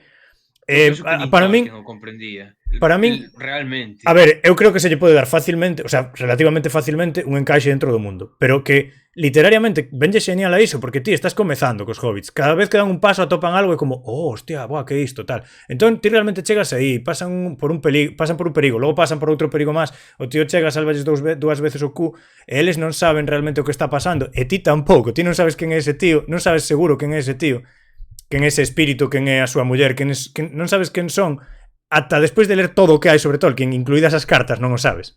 Entón, está moi ben para ese momento da historia, sabes? Encaixa moi ben así. Logo, no que é o seu orixe dentro do mundo e tal, podes dicir perfectamente o de que é Tolkien e todo iso, que Rodicio dixo perfectamente simplemente para animar a conversa. Pero... Ainda teño que dar a miña opinión aquí.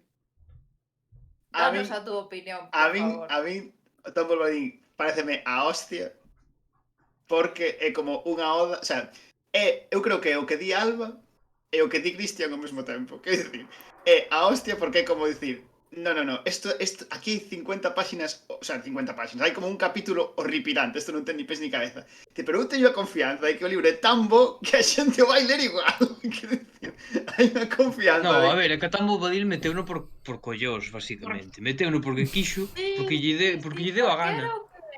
Sí, gustáballe de outros libros e dixo, pois vou non meter e meteu, non? Era o seu personaxe, sí. A ver, Tolkien facía o que lle daba a gana. Fixo o que lle deu a gana diante das editoras, fixo sempre o que lle deu a gana coa súa obra. E por eso é tan boa. Estou de acordo con Lou en que a mí parece que é unha cousa que non ten ninguna justificación narrativa. Non porque non vai a caer. Non, pero que incluso así queda ben. É dicir, eu cando lin con moito detemento esa parte, a min paréceme que encaixa no sentido de que ti tampouco sabes, que se ti formas parte da comunidade, bueno, nese caso son 4, pero ti tampouco entendes que fai aí, sabes? E podes reler o libro e segues sen entender o que pasa. Pero o sentido de maravilla é moi distinto. O sentido de maravilla é moi distinto. Se fose no Hobbit, o sea, que dicir. Bueno, que no Hobbit podes, é que toda a primeira parte é moi Hobbit. Sí, aí está, esa é a conexión. O Señor dos Anéis é moi Hobbit. Pero de todas maneiras, Tolkien tamén ten esta parte que pasa cos espazos, que hai un espazo de acción, un espazo de descanso, un espazo de acción, un espazo de descanso. E aí teñen os dous. Primeiro están as quebradas dos túmulos, que é donde tal, e logo tes o espazo de repouso, donde hai un elemento protector. Pasa en Rivendell, Lord Lórien é unha réplica de... O sea, Tolkien ten un agano de en case todas as narracións hai agobio relaxo. Claro, pero entón, a maneira na que está enxergado na narración tampouco descoloca iso, o sea, sigue esa lógica que el, ademais no caso dele é moi marcada, el ten un abano de espazos limitado. Entón, nese sentido, o sea, eu a miña opinión é esa, meteuno porque quixo, porque era o personaxe que máis lle gustaba, que lle gustaba o fillo e encaixou no ben. Nesa dinámica de espacio de acción chunga, espacio relax. É así, con elemento protector incluído, porque xa te das conta de que é un tipo que pasa do anel, que pasa de todo, que ali non lles vai pasar nada. É que é Tolkien metido ali facendo un lolazo en plan... Entón, con respecto... A ver, eu non... É Velázquez dibuixándose nas meninas. Que non. Eu non o vexo. Tolkien tiña demasiado toque como para facer iso. Sí, exacto. Pero non me pega con todo. Tedes algunha teoría para encaixalo dentro do mundo, digamos, dentro de Arda e todo isto? Porque nin a él nin a muller. Quen que coño é a muller? O sea, porque É que sí, é que a muller tamén é inexplicable. Porque eu vin dous inexplicables. Eu vin por aí que non teñen por que ser inexplicables, porque en teoría, a min é unha teoría que así pensando a priori non me desagrada. Xa sei que é simplemente por encaixalos en máis, pero a ver, cando se crea o universo, baixan un montón de espíritos para facer o mundo, tal. É un Maier. Claro, basicamente é un Maier é como o primeiro ou o segundo que chegou. Porque di, son máis antigo que non sei que non sei canto, máis que os Ents, máis que non sei que. Entón, basicamente chegou aí. A muller é outra. A muller, claro, efectivamente, moito menor, sabes? Pero tampouco ten, como decir, non sei. E o de que O sea, pase o claro, anel é claro, porque realmente leva aí toda a vida, o anel para el realmente el non está investido nese problema e ten suficiente poder como para ser un igual, sabes? Hostia, tío. É totalmente random. É como se fose falar unha parada e non sei, unha festa do cocido. Ten un antecedente, non sei. Sí que é así, sí que É é así. a hostia, unha cosa que non ven a conto de nada, está fora de tono total. Bueno, Pero a min gústame. Ao principio cabreaba me lendo eses 6 capítulos, pero ahora leo os capítulos do 3 ao 9 e gústanme, porque... a min gustaranme. A min Sí. xa vos digo, moito máis pesado cando están con Bárbol que como Sí. Robert. Porque é todo máis obvio e tal. É longuísima esa parte. Sí. me encanta a parte de Barbo. Ai, É longuísima. O sea, Eu Se as... se fai longa nos filmes, nos libros é kilométrica. Sí, non, sí. non o comentamos, pero estamos full filólogos aquí hoxe no directo. Así que me parece ofensivo criticar a parte de Bárbol, onde hai esa canta esa movida de que non podemos falar en idioma ent porque nos leva como un século saudarnos. Eso é a idea filolóxica máis divertida de todos os libros, que consta. Sí, sí. Dicía antes que Tom Bombadil tiña un antecedente. Tom Bombadil é máis a muller. Valla de Oro, creo. Valla de Oro, sí. Sí. Golberry en inglés.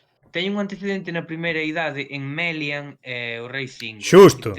Melian era unha Maiar, era unha Maia tamén. E exercía un efecto protector no bosque. Efectivamente. É o mesmo que pasa con Tom Bombadil. É que eu cando lín aquela teoría dixen, joder, vino claro no sentido de encaixalos no mundo. Xa sei que encaixalos na historia é complicado, pero no sentido de encaixalos no mundo, no universo, eu dixen, sí. É o único que ten sentido. Isto é o que compro, sabes? Isto é o que compro. Sí, pero é que como se me dis calquera outra cousa. Quero dicir... Bueno, literalmente non hai ningunha outra cousa que os encaixe no universo. No, claro, pero que decir, como se me dis, é que, bueno, en realidad non falamos deste tipo de espírito que hai no bosque e que no, xusto está... Non hai, é que non hai tipos de espírito. O sea, hai Maiar, o sea, literal. O sea, no, pero que é o que encaixa, o sea. E os Valar non están na Terra xa, na terceira idade. Claro. Entón, o único que queda na Terra Media son Maiar, e quedan bastante. Sí, porque os Balrogs son Maiar, os magos son Maiar, Sauron é un Maiar tamén. Entón realmente, se o queres encaixar no mundo, que se non queres, pois xa total que máis dá, porque total, sabes, está aí para cantar unhas cancións, pero se o queres encaixar no mundo ese é o xeito. O de que é Tolkien e tal, mira, se Tolkien deixa que se publique algo así, eu creo que explota, sabes? Porque toda unha vida pretendendo dotar algo para meter aí un easter egg cutre, non sei, a min pareceme super. Non é. Iso é algo que Peter Jackson faría nas súas pelis, en tal caso. Meterse aí comendo unha cenoria, non? En plan... Esto que comentabas do rei era outra cousa que quería preguntar. É verdade. A ver, sí. É fixo. Efectivamente. O tema das cancións. Sí, o tema das cancións. O sea, noutras aparte de que en Tom Bombadil é o momento onde son máis ridículas. Bueno. Bueno, non sei, non é o momento das cancións máis ridículas. Pode ser, pero hai momentos de cancións ridículas máis alá deso, Momentos que están os hobbits nun bar cantando cancións así super tontas, en plan, a miña casa non quero que veña, sempre fodes nunca me preñas, en plan. Os hobbits son os hobbits. Sí. Son cancións de pub, sabes, de pub, totalmente, son bastante ridículas. É que, claro, son cancións de xente que ten a súa vida así, que a súa vida consistía en traballar así na natureza, ir beber e roubarlle os fungos o tipo dali da granxa do lado e esas cousas. Sí. Entón, aí non che chama a atención, pero que haxa un Maiar que sexa así... Claro, é que o tema de que as cancións sexan... As cancións son ridículas polo contexto, que é un señor superpoderoso que se viste de los payasos de la tele que está aí cantando tonterías, pero que esas tonterías as cantan Merry Pippin non hai problema, sabes? Pero o de horribles... A mí non me gusta Tom Bombadil. O que didos do rei... Non me pega co resto da historia. Xa. A min, eu atopei mentalmente unha forma de encaixalo, estou moi feliz así. Entón, pero... Porque eu necesito, tamén teño... É o único que ten sentido. Eu tamén teño unha especie de toque. A min Tolkien gustame moito porque el tiña un toque que está moi presente na obra, sabes? En que todo teña unha explicación e todo teña unha xenealoxía e todo tal. Entón a min iso... É o que falábamos antes de paralelismo en nomes de sitios, a min iso encántame. E o que didos do rei no chat de horribles cancións, por certo, a ver, é que a traducción ao castelán é bastante lamentable, sobre todo cando vai a poesía. Non é que Tolkien sexa un poeta tremendo, pero a traducción ao castelán de algúns... A traducción ao castelán de algúns nomes propios a mí personalmente non me gusta nada. E a traducción ao castelán das poesías é bastante mala en todas. De feito, hai un un mítico erro que é o da poesía que escribe Bilbo sobre Aragorn, a profética esta de no todo el oro reluce, que é non todo o ouro reluce, que é o que ten sentido, porque, quer dicir, Aragorn é ouro, pero non se ve, sabes, as apariencias enganan. E a traducción canónica é non é só todo o que reluce, que é basicamente o contrario. O contrario. Sí. Entón, Sí, prácticamente cagaron en todos os poemas que traduciron. Entón, bueno, a poesía supoño que en inglés, o sea, en inglés é unha cousa moito máis costumista que está un pouco fora de lugar por quen a canta, pero non é que sexa unha mala poesía, joder, pero que en castelán son difíciles de ler, non rima nada, sabes? É que eu creo que nas primeiras traducións non lle deron a poesía en Tolkien a importancia que merece. Non, pero que como algo que vamos despachar aí rápido. É que algúns nomes propios é problemático. Sí.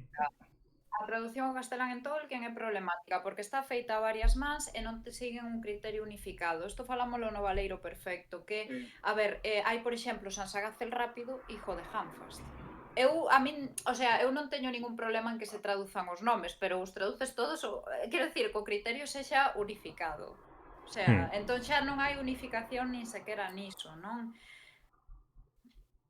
Moitos máis problemas van xurdir se non hai unificación niso. Bueno, pero bueno, é difícil, porque, por exemplo, estou pensando que en The Witcher tamén unha das opcións que colleron para traducir, porque o tío creo que é polaco, se non me equivoco, e a obra está escrita nas variedades do polaco. Aquí fixeron unha cousa moi turbia, que é como, e agora todos hablan paleto, o sea, é que non quero saber, o sea, o que fixeron, porque realmente non utilizan dialectos do español, utilizan pois visións lingüísticas estigmatizadas bueno, pois iso, que se recordan a certos personaxes do Simpson. En moitas sagas, no mundo disco pasa, hai unha raza de personaxes que faltan con acento asturiano, o sea, falan como se fose... fose... que acabar lendo mundo disco porque non para de falar de acento asturiano. Estou perdida todo o rato. Son as novelas, a saga de novelas de Terry Pratchett.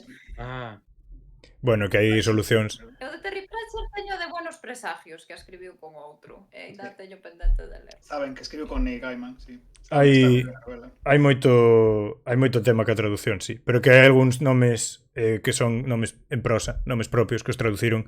Tolkien deixou escrito como quería que se traducisen certas cousas. É unha cousa moi particular, sí. Sí, hai algunhas... O tema da traducción con Tolkien está matizada sempre polo asunto de que como o tipo deixou moito escrito sobre como lle gustaría que se traducisen a diferentes ramas lingüísticas. Entón, claro, o sea, non respetar eso é un pouco raro para un traductor. E tense non respetado en algunhas traducións en países europeos. Por exemplo, falábamoslo un día con Pablo co tema este de que nos parecía mellor ou peor. Claro que me parece ben que se traduza a Bilbo Bolseiro en galego, pois porque ten certa coherencia dentro da perspectiva de que el quería que estesen traducidas con estas liñas argumentais. Me parece moito... Te poderá gustar máis ou menos a escolle, pero me parece moito máis razonable que non traducilo en ningún caso como fixeron, por exemplo, no italiano, onde Bilbo Baggins e se perde toda a graza. Non sei se sabedes, pero a primeira... É unha cousa de tradición lingüística. Sí, e aparte, non sei se sabedes, pero unha das traducións que houbo, creo que era en Argentina... El Jovito, ¿no? El Jovito. Ese era a un de Burela, chavábamos, e así. E despois, creo... Es de Burela, tío, son os mellores motes. Era o Jovito. E despois os hobbits ou os ananos, non recordo cal era, é que isto nun congreso que asistín foi, falaronos das traducións do Hobbit. Era el lobito e despois creo que eran os ananos que eran gnomos. Sí, e os trolls chamábanse duendes, estaba como desplazado.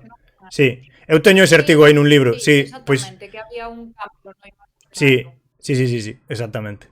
É que o tema é que as edicións sucesivas do libro depuraron moitísimos erros, moitísimos. E ainda quedan moitos que se terían que depurar, pero moitos foron depurados en sucesivas edicións. En castelán, o sea, hai un cambio brutal entre edición, creo que pre-93 e post-93, en 1993.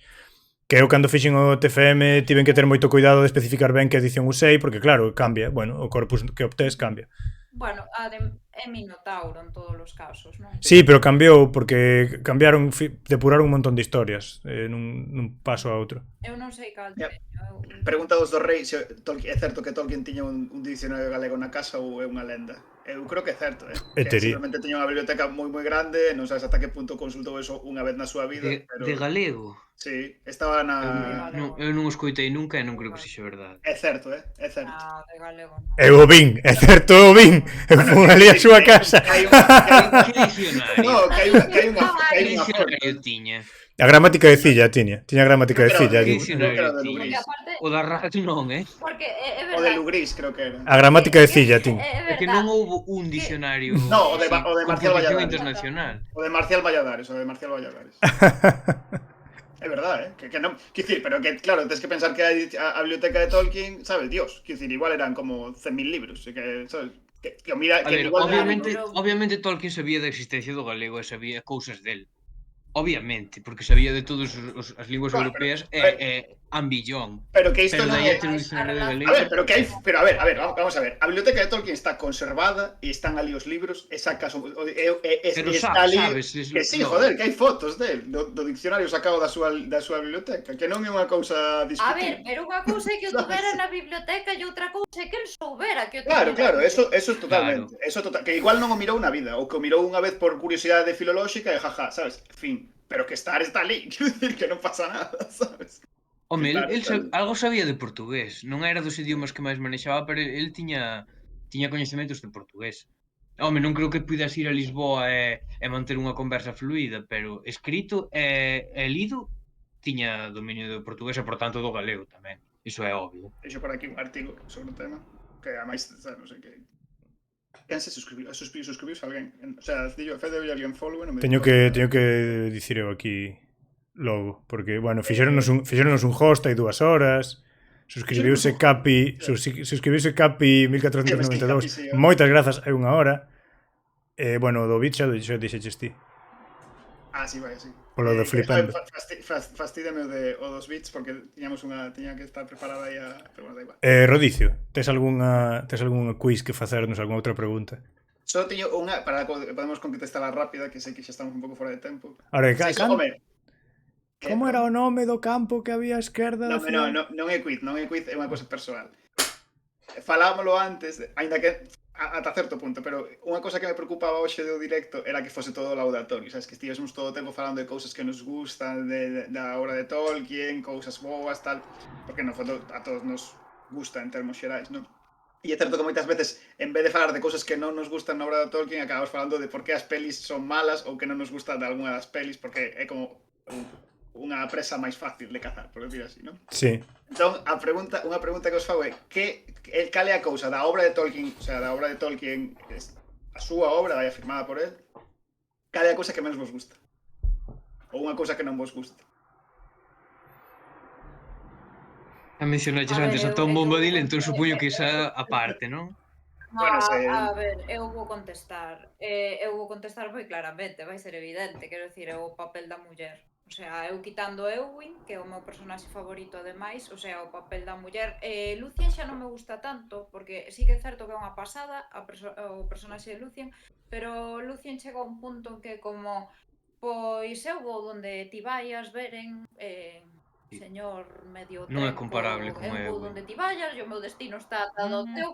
Entón é como, oh señor, por Dios, que alguén lle dea un par de bofetadas a esta muller que acaba de derrocar que ademais Lucien é Sí, como o puto Morgoth. O sea, é unha durmeu a pasada, Morgoth, non? A quita- casi ao que acaba lle con quita os- Sauron. O sea, quero decir, que faz mirando pa Beren, tía? É como, pum! Entón, a min a que máis me gusta é Owen, pero o papel da muller, o sea, por exemplo, que Arwen sexa a dama que espera. Bueno, tamén sí que é certo que hai esa xustiza poética, non? Porque Arwen acaba morrendo sola por aí, de non fixecher nada, e agora, pues, esa dama que espera hasta o final. Pero non sei, a min eso, criticaría eu, creo que se criticou bastante, tal. Sí. Sí que é certo que ten un personaxe eso forte, feminista, que me gusta moito, que é Owen, que nas películas considero que está moi maltratado, pero creo que debería haber máis mulleres potentes. Hai unha no Silmarillion que non recordo, que tamén é a que sigo o seu pobo e que recordo... Jález, unha das 3 casas do Sedain. Era líder dunha das 3 casas do Seda en que Jale. É unha muller. Sí, Jale é unha muller. Sí, eu recordo iso. Sí, sí. Despois tamén, a ver, a min gustame moito Melian, por exemplo, pero tamén é unha que se volve loca porque desapareceu o home. Cando lle falta o marido, chao, sabes? E vai se deixo morrer. Chao. Quedades todos a tomar polo cu, veña. É que esa decisión. Por iso digo eu que os Maier Valentrías son o peor. Que lle pasa a estas mulleres? É como que non entenden a vida, sabes? Non entenden como son como autistas todos, é como, a ver, teño que facer isto, non sei, bueno, vou nos deixar, va, que morren, xa vol. Ui, non, agora preocúpame. É un pouco así. Bueno, supoño que o tema das mulleres, igual que o tema do racismo en Tolkien e todas estas historias, supoño que son un pouco produto do tipo de literatura que facía e do tempo no que a facía. Supoño que ata certo punto. Non é que sexa unha disculpa 100%, pero bueno. Sí, e da súa vida persoal tamén. Sí, claro, de quen era él. Eu xa dixen antes que estou seguro de que Tolkien viveu nun mundo de homes sempre, sí, rodeado de homes. Sí, Tolkien como autor a mí encántame, pero estou seguro de que Tolkien como persoa non me gustaría nada, sabes? Claro.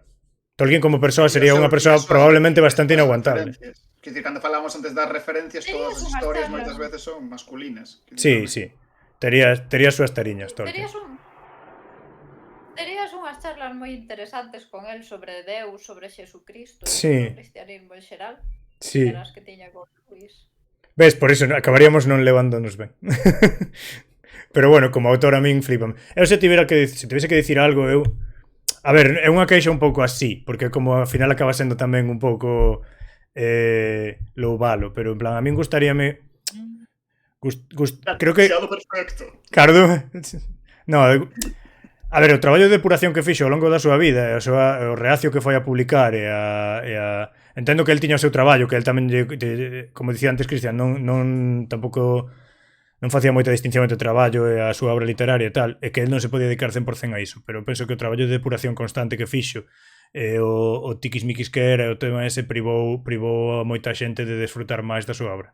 Entón, bueno, que a min por outro lado, pois gústame que a súa obra sexa tan cohesiva, sabes, estea tan tight, pero bueno, eu creo que era suficientemente aceptable en moitos casos como para estar pensando tanto tempo, pois o nome, que ao final eu falo o que quere coa súa obra, pero bueno, eu creo que privou ese afán de case de ese celo extremo, privou un pouco o mundo demais, pero bueno, un pouco así egoístamente.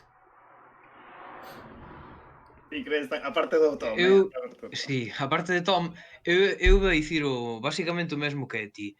É que Tolkien non tiña clara na súa cabeza nin o que el quería facer. Porque el estivo correxindo cousas, cambiando cousas básicas ata prácticamente ata que morreu. Ata que morreu estivo escribindo ensaios, cambiando conceptos tan importantes como a orixe dos homes, a orixe dos orcos, como a orixe da mortalidade dos homes. Efectivamente. Iso cambiouno ao final. Iso é ou da reencarnación nos elfos. Iso foi algo que cambiou. É que eu creo que ao final da súa vida... É que eu creo que ao final da súa vida... Ao final da súa vida, el creo que lle daba moitas máis voltas ao tema da teoloxía dentro da súa obra. E como podía aplicalo un poquinho mellor. Eu tamén o penso. Non sei, creo que a Xénesis. Sí, creo que a min gustábame, o que dicía antes, gustábame un pouco máis a sutileza e menos eso que de que encaixarse tan perfectamente. Pero bueno, evidentemente a súa obra, non a miña. Pero bueno, eu penso que todas esas cousas... Que de cara ao final da súa vida lle dese máis voltas ao tema da morte, non?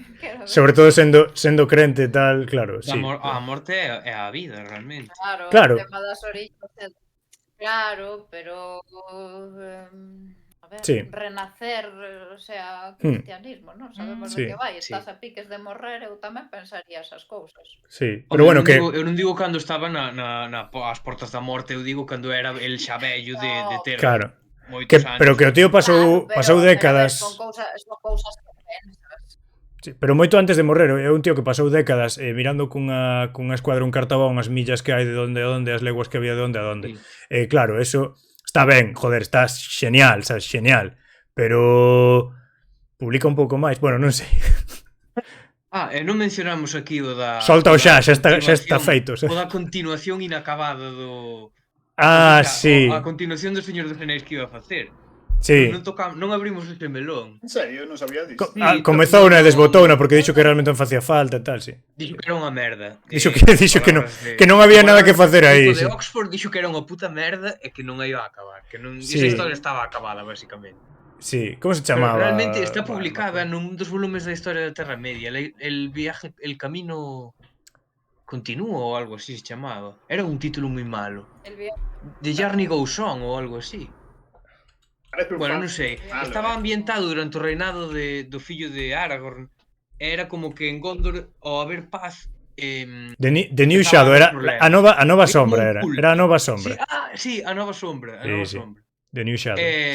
Hai 7 páxinas, chegou a escribir 7 páxinas. Que como un tío que era neto dun dos que estivo, é como, pois, 100 e pico anos despois, moi mala pinta. Moi cutre, parecía cheirábame a Star Wars aí, en plan, as novas de Star Wars, moitísimo, aquelo. Sí, moitísimo, actualmente, sí.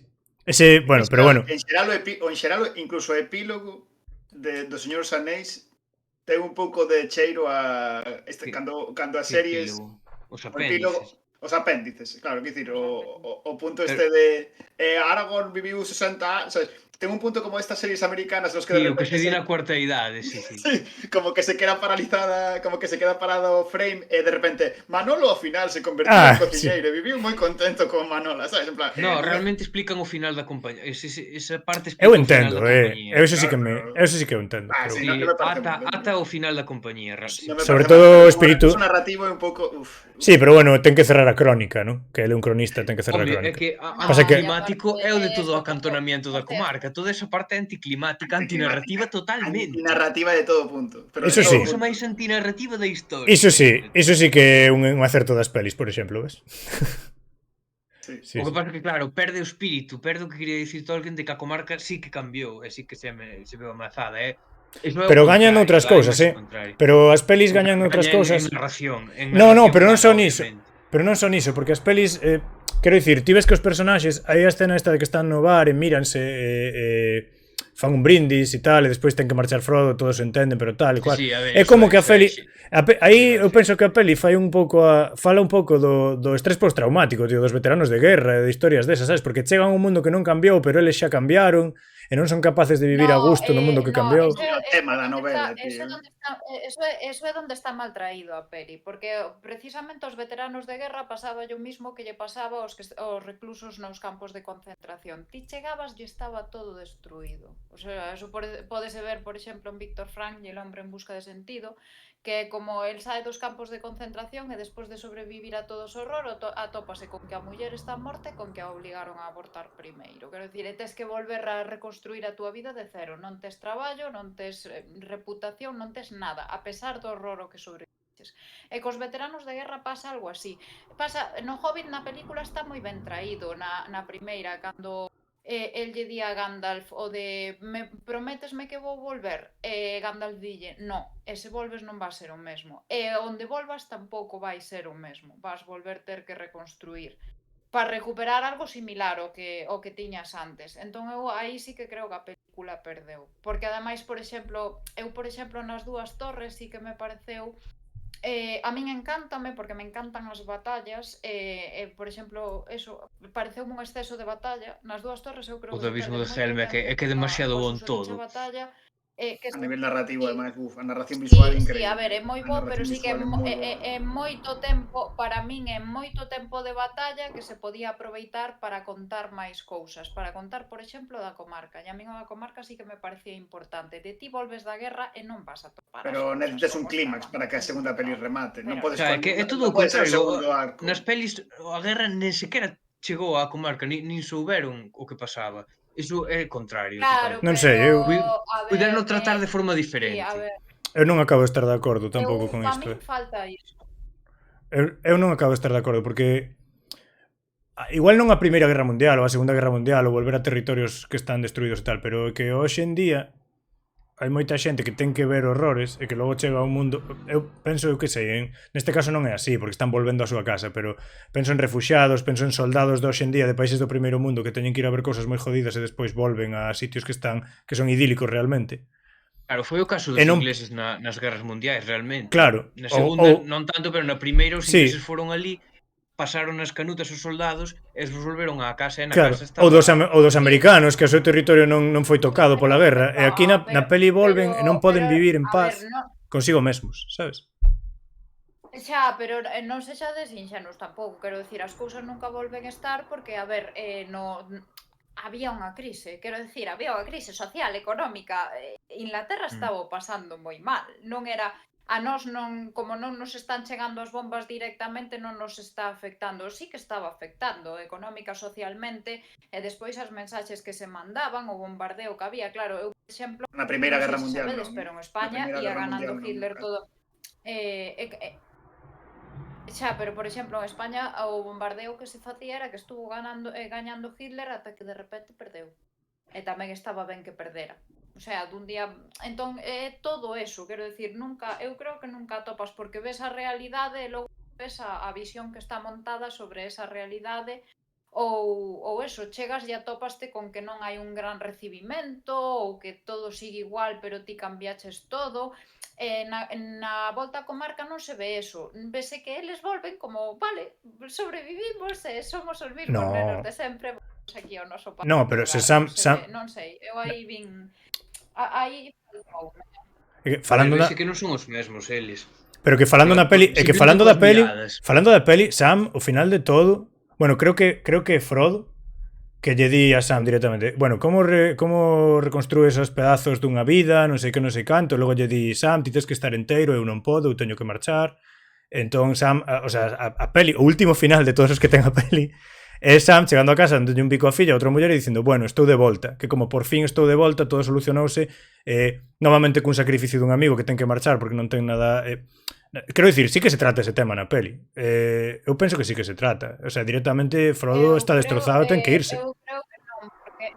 A ver, sí, pero é o paso dos anos. Quero dicir, sí, Frodo está destrozado e ten que irse, pero que pasa con Merry e con Pippin, que tamén se foron e volveron, e que son os que levan adiante o da batalla que se libra na comarca, son un pouco os que lideran. A ver, eu creo que aí... Pues, xa, bueno, eu estou falando da peli, eu estou falando da peli directamente. Xa, claro, pero a min faltoume esa parte. O sea, eu que cheguen á comarca se nada pasara e simplemente pois é un pouco... Eu estaba no cine e dixen, pero aquí falta peli, vai haber outra peli. Pero despois entendino cando fun máis... Cinematográficamente esa parte sería un... Pero incluso no libro se sente un pouco como un tema que non viña apuntado en ninguna parte e que de alguna maneira parece un pouco fora de ton, incluso. Bueno, non é unha opinión moi forte esta que teño, pero que quero dicir que o tema do cambio normalmente se queda apuntado e non se lle dedican outras 40 páxinas porque claro, por eso digo que nas pelis deberían simplemente apuntar que a guerra sí que chegou á comarca, pero sen que houbese 45 minutos de película deles peleando contra medio orcos ou non sei que carallo eran, homes extraños. A peli é outra vez o tipiño quitando a roña da orella. Quero decir, a peli é como non cambiou absolutamente nada. Este é o paraíso. É o contrario, realmente eso fixeron mal. Claro. Pero na peli non lle podían dedicar unha escena a esa cousa, porque é antinarrativa. Claro, partindo da base de que non o podían facer... Bueno, de que non era fácil de facer. Non o respeto, fixeron moitas cousas narrativas despois no Hobbit, o sea, non o respeto. No, bueno, que o Hobbit... Todo se resolve dicindo que o Hobbit é un mierda, sabes? Como todos os problemas. O Hobbit, a ver, o Hobbit... No que están de acordo todos os fans de Tolkien. O Hobbit no, hombre, o Hobbit no. Eu vi moitas máis veces o Hobbit co Señor dos Anéis, o sea, bueno, eu despois teño esta cousa rara de que me gustan pelis moi raras e moi malas. Eu as pelis do Señor dos Anéis vexoas como dúas veces ao ano. Eu tamén. Claro, no, pero eu, por exemplo, vi moitas máis veces o Hobbit co Señor dos Anéis. O Hobbit vinas no cine. Acordome, ademais, cando daba clases na universidade... Eu acordome cando daba clase na Universidade de Santiago que me viñeron criticar o Hobbit e claro, quedaron un pouco a cuadros cando eu dixen no, pois a primeira é a miña favorita. E foi como, Dios, que nos está dicindo a profe, xa metimos a pata, pero non, tiñan razón. É que a primeira a min tamén me gusta. Pero foi como ese momento de... Non sei, eu foi a que máis veces vin, creo. Charlie... Tamén me No, coincidiu cando É que estaba... o Señor dos Anéis Charlie, estou dicindo que igual as 20, 35 veces. Sí, Eu eu creo que tamén, non, eu tamén. E É as do algo Hobbit, exagerado. e as do Hobbit unha vez cada unha no cine, e logo a versión Ah, está Eu tamén repegada. 5 ou 6 veces tamén lles metín, Teño que comentaba aquí admitir. Charlie, pero eu creo que non, ¿no? O sea, estaba dicindo Charlie que somos demasiado duros coas películas, eu creo que aquí, as do Hobbit sí, coas do Hobbit somos moi duros, pero coas do Señor dos Anéis eu creo que non somos. No, son as miñas películas favoritas, Eu penso que cas do Hobbit De somos lonxe. duros con motivo. Bueno, eu penso que o que digo das do Hobbit, eu estou detrás de cada unha das miñas palabras. E o Señor dos Anéis sí que penso que non somos duros porque as pelis do Señor dos Anéis eran moi difíciles de facer tan ben, Era moi difícil facer iso tan ben como se fixo, No, que son perfectas esas É pelis, que, menos o sea, detalles. catro Estamos cos cousas. catro detalles de que A ver. somos Son catro xente cousas, que lee os libros e somos quisquillosos. Pero as pelis do Señor dos Anéis son tampouco, case perfectas. perfectas tampouco son. Quero dicir, eu, por exemplo, hai partes na versión extendida que me sobran moito, pero eso, os personaxes malogrados, ou in Faramir, que son personaxes malogrados que se podían dar arcos moito mellores Sí. do que deron. Sí. Despois, por exemplo, hai unha escena bueno, sabedes que o Señor dos Anéis tamén moito é o ideal cabaleiresco, non? Entón hai a escena esta na que matan sae de Minas Tirith ca camisa ca malla de Frodo, sae a boca de Sauron e de repente Aragorn saca a espada e zas, nunca se Sí. mata o mensaxeiro. E a persoa que vai ser o rei xamais mataría o mensaxeiro, xamais. Bueno, iso é na versión Esa extendida, escena é creo, ou non? como- Sí, Non, non é. Peter Sí, Jackson. pero iso é do libro, Sí, esa é unha escena do libro. Sí, pero é da versión extendida. Sí. No, no libro non lle Non no lle libro non o lle mata. reban a cabeza. Eu penso No, que... volve a entrar, No, volve a No, entrar. non o mata. É que non ten nin pés nin cabeza que o mate. É Dicir, que é a cousa máis de peña É que o horrible. mensaxeiro nunca podes, Sí, exactamente, nunca podes Nunca matar o podes mensaxeiro, matar. menos É a unha persoa cousa que vai ser fora de por moi desgraciado que sí. Sí, está moi fora de personaxe, está moi fora Boa, de pois eu pensaba que o mataba Mataron- tamén, non sei. No. Estou de acordo, é unha cousa moi fora de personaxe. No, é Gandalf. E Gandalf que lle di... Son máis de hospitalidade, sabes? Vai- Unha cousa moi fora. No libro Gandalf vai e dille as condicións que vamos a aceptar son estas, esta, o mensaxeiro rise deles, vai para dentro e xa está. Isto na peli tamén. Sí. Ou non? E que na peli cambia con Agora respecto... teño unha mestura. Cambia a versión extendida e que na versión... É melodrama de Frodo se acabo de morir. Bueno, xa, pero... E ha sufrido muerte, mucho sabes a que... muerte. Está Bueno, todo el rato así. esto está moi fora de contexto, pero sabes a que me recorda que me sacou perdón, isto é unha digresión total, pero recordades esa peli de Superman que se chamaba Man of Steel, e que nun momento Sí, como que sí, Superman era estaba moi traballando nunha A plataforma ver o que dis desa peli, nunha plataforma Que a mí petrolífera. gustame. E A min gustoume. Estaba A mí nun gustoume bar, moito. un notas, Ah, como, lle- que lle falta sí. respeto, como que lle falta respeto a unha tía. E a súa venganza é escarallarlle o camión completamente. En plan, jodicheslle o modo de vida a este señor. Que se joda. Por unha qué? falta Ten mínima. seguro, pero ten Por unha seguro. falta mínima. Que ten seguro. Venga, tío, que está super fora de Que personaxe. Ten un seguro. Superman nunca faría iso, tío. Está super fora. Pero que aí aínda non é Superman. Aínda non é Superman. É Superman todo. Non é Superman aínda, no. Superman todo. Non é Superman aínda. No, pero- Cala a boca. Non é. Está super fora. Fora de personaxe completamente. Pois está super fora, porque é Superman. Está super... No. Ese momento é moi loco. Que no, pero que nese momento aínda non é Superman, Nese momento todavía non sabe. Pero que non ten nin pés nin cabeza, que é un castigo increíblemente... Que ten seguro, que non lle partiu unha perna, que en Estados Unidos jode este Que é máis... moito pior, que é moito No, pior. en Estados Unidos non, En Estados Unidos como rompas unha perna sí que estás jodido, Pero que o camión vale unha millonada, que está... Pero que ten seguro no camión. Na perna non seguro que non ten seguro. Na perna non ten seguro. Non ten nin... É máis Deixo no litirado o puto Superman. A verdade é que é buísimo, eso eu penso. É a hostia, a verdade que é a hostia. Realmente non pensas, porque é un tío que acaba de acosar unha muller, entón calquera castigo así, home, non matalo, nin É que non lle pode pegar unha hostia, porque dunha hostia o mata. Non lle pode pegar unha hostia. Sabes, pero cal é o Bueno, castigo? pero pode colgalo dun pino, poñerlle así un pouco a situación máis Nah, complicada. Non sei. Ten seguro. Pode non romperlle o camión. Pincharlle as rodas, exacto, sabes? Non sei. Ves como, sabes, como... É que pinchar Nah. as rodas podía facer o calquera, joder.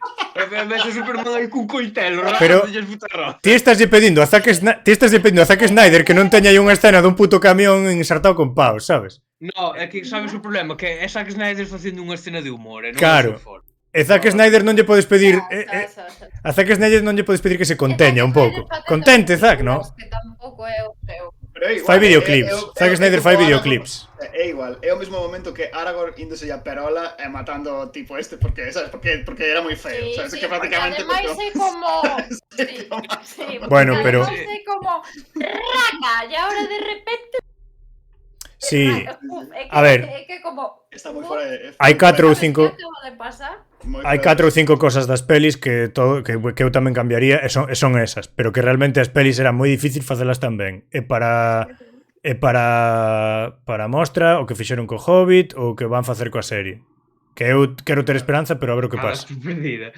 No, quero ter esperanza. Menos 2 nesa serie, menos 2, porque cando hai problemas de preproducción, de actores que salen, actores que veñen... Sí, o tema do mal Covid asunto. tamén, non sei. Normalmente mal asunto. Sí. Pero bueno, a ver o que Eu pasa. tampouco sei de onde van sacar o material, porque non sei ata que punto poden Inventarán. facer certas cousas. Inventarán a saco. Van Claro, sacar todo, sí. van sacar un pouco o marco temporal da segunda idade, Non sei poñer a ata xente que no punto, sitio. Porque eu creo que iso, todo que eu creo que hai moitas que están eso, que aínda cos dereitos retidos por Sí. Co tema dos dereitos, creo que non, hai algunhas que non Ainda lles pode encima. tocar. Vai inventar, Non vai lle pode inventar. tocar Warner, nin lle pode tocar nada. Sí, eu Entón, espero aí, algo pois, como o eso, dos contarán videoxogos. sin Eu espero contar, unha invención nivel dos videoxogos que houve. Non sei Hostia. se coñeceste Uf. de War in the North.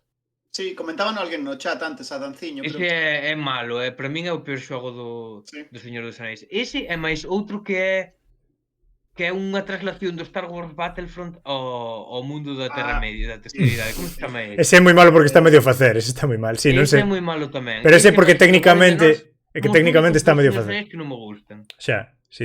Porque a comunidade do Anillo, ese é unha pasada de xogo. É que a Para Tolkien Estate dos do Rei abriu a man porque lles cedeu os dereitos para a serie, porque a Tolkien Estate agora herdouna un herdeiro que xa non é tan celoso da obra de Tolkien.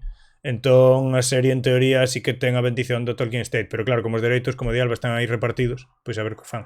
Eu penso que van coller a segunda idade.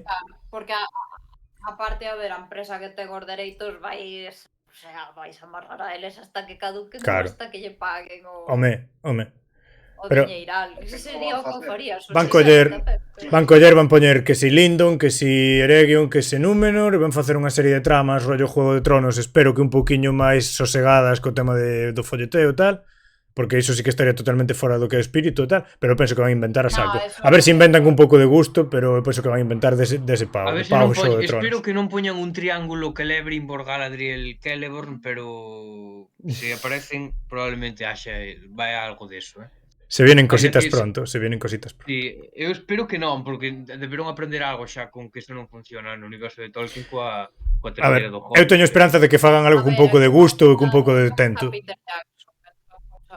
Xa. Porque Sí. o Triángulo Amoroso creo que ten máis que ver con Peter Jackson, sabes? Sí, Eso foi cousa de Peter Jackson. É que non sei que lle pasou, creo porque que sí. cando fixo as pelis dos Señores dos Anillos era el o que había que controlar para non ser demasiado fiel. Sí. A Bueno. ver, é que eu creo que no Hobbit é eso. En principio ia ser Guillermo del Toro, logo foi el, non sabemos moi ben o que pasou polo camiño. Pero eu creo que eso, que o do Triángulo. Despois tamén as cousas, ata que punto eles teñen poder, non? Porque, quero decir, eu creo que Tauriel, eu é que non sei onde o lin agora, pero eu lera que a versión original era que ela morría, que é o que lóxico de tal e ao final pois non morre porque lle dixeron que non, que ese personaxe que non se podía matar porque, en fin, Armor, por iso non morre. Despois entra Sí, outra plot xente, armor, sí. entón, a ver, eu eso, despois hai xente que toma outras decisións, entón, bueno, todo eso influe, pero non sei, o sea, eu creo que hai cousas que entendeu moi ben porque el era fan e hai cousas que entendeu moi ben e hai cousas que non entendeu moi ben e hai cousas que lle gusta facer Bueno, que non cambiou é dos moito, peores, cambiou pensando nunha moitísimo película Peter dos Jackson. Sí. Snyder. É que, a ver, Peter Jackson é un director... Aragorn amargado. Peter Jackson Peter Jackson é un director sen máis. En plan, eu penso que O Señor dos Anéis é a maior obra que vai facer na súa puta vida, seguro. Porque é un director moi sabes? Obviamente. Tocou, o sea, cos fallos, claro, efectivamente, pero que cos fallos que ten... Todo o que rodeou esas películas, a influencia que tiveron... É que cos fallos que ten as pelis e tal, é que foi o tío tocado por unha varita, todo o mundo ao unísono, todos os actores que son amigos de por vida, é unha locura, sabes? É como a situación... O récord de Oscars, ganou máis Oscars que calquera película. Bueno, empatou con Titanic, tampouco é con Ben-Hur, pero... Sí. Hai Titanic e outra de Ben-Hur. Creo que tamén ten. Creo que esa tamén peli, teñen. ten unha peli moi divertida que se chama, como se chama? Espérate, que se chama... Traduciron ao castelán como el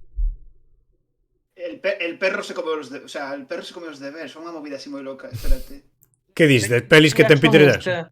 Sí, a peli de Peter Jackson. Tu perro se comió a mi abuelo ou algo así. Tu madre se ha comido a mi perro. Tu madre se ha comido a mi perro. Tu madre se ha comido a Peter Jackson. Que como de zombies, é de zombies. Agárrame esos fantasmas. Brain Dead, creo que se Agárrame esos fantasmas. Tu madre se ha comido a mi perro, eu e Sabina, e gustoume. Eu non vi, porque... Pero que é outro tipo, é totalmente outro director. É dicir, co Señor dos Anéis, o tío leu un libro, gustoulle, fixo maxia, sabes? Eu perdono os pecados das pelis porque que vendo esas pelis, a cantidade de xente que entrou en Tolkien grazas a esas pelis, tío, e que entrou é unha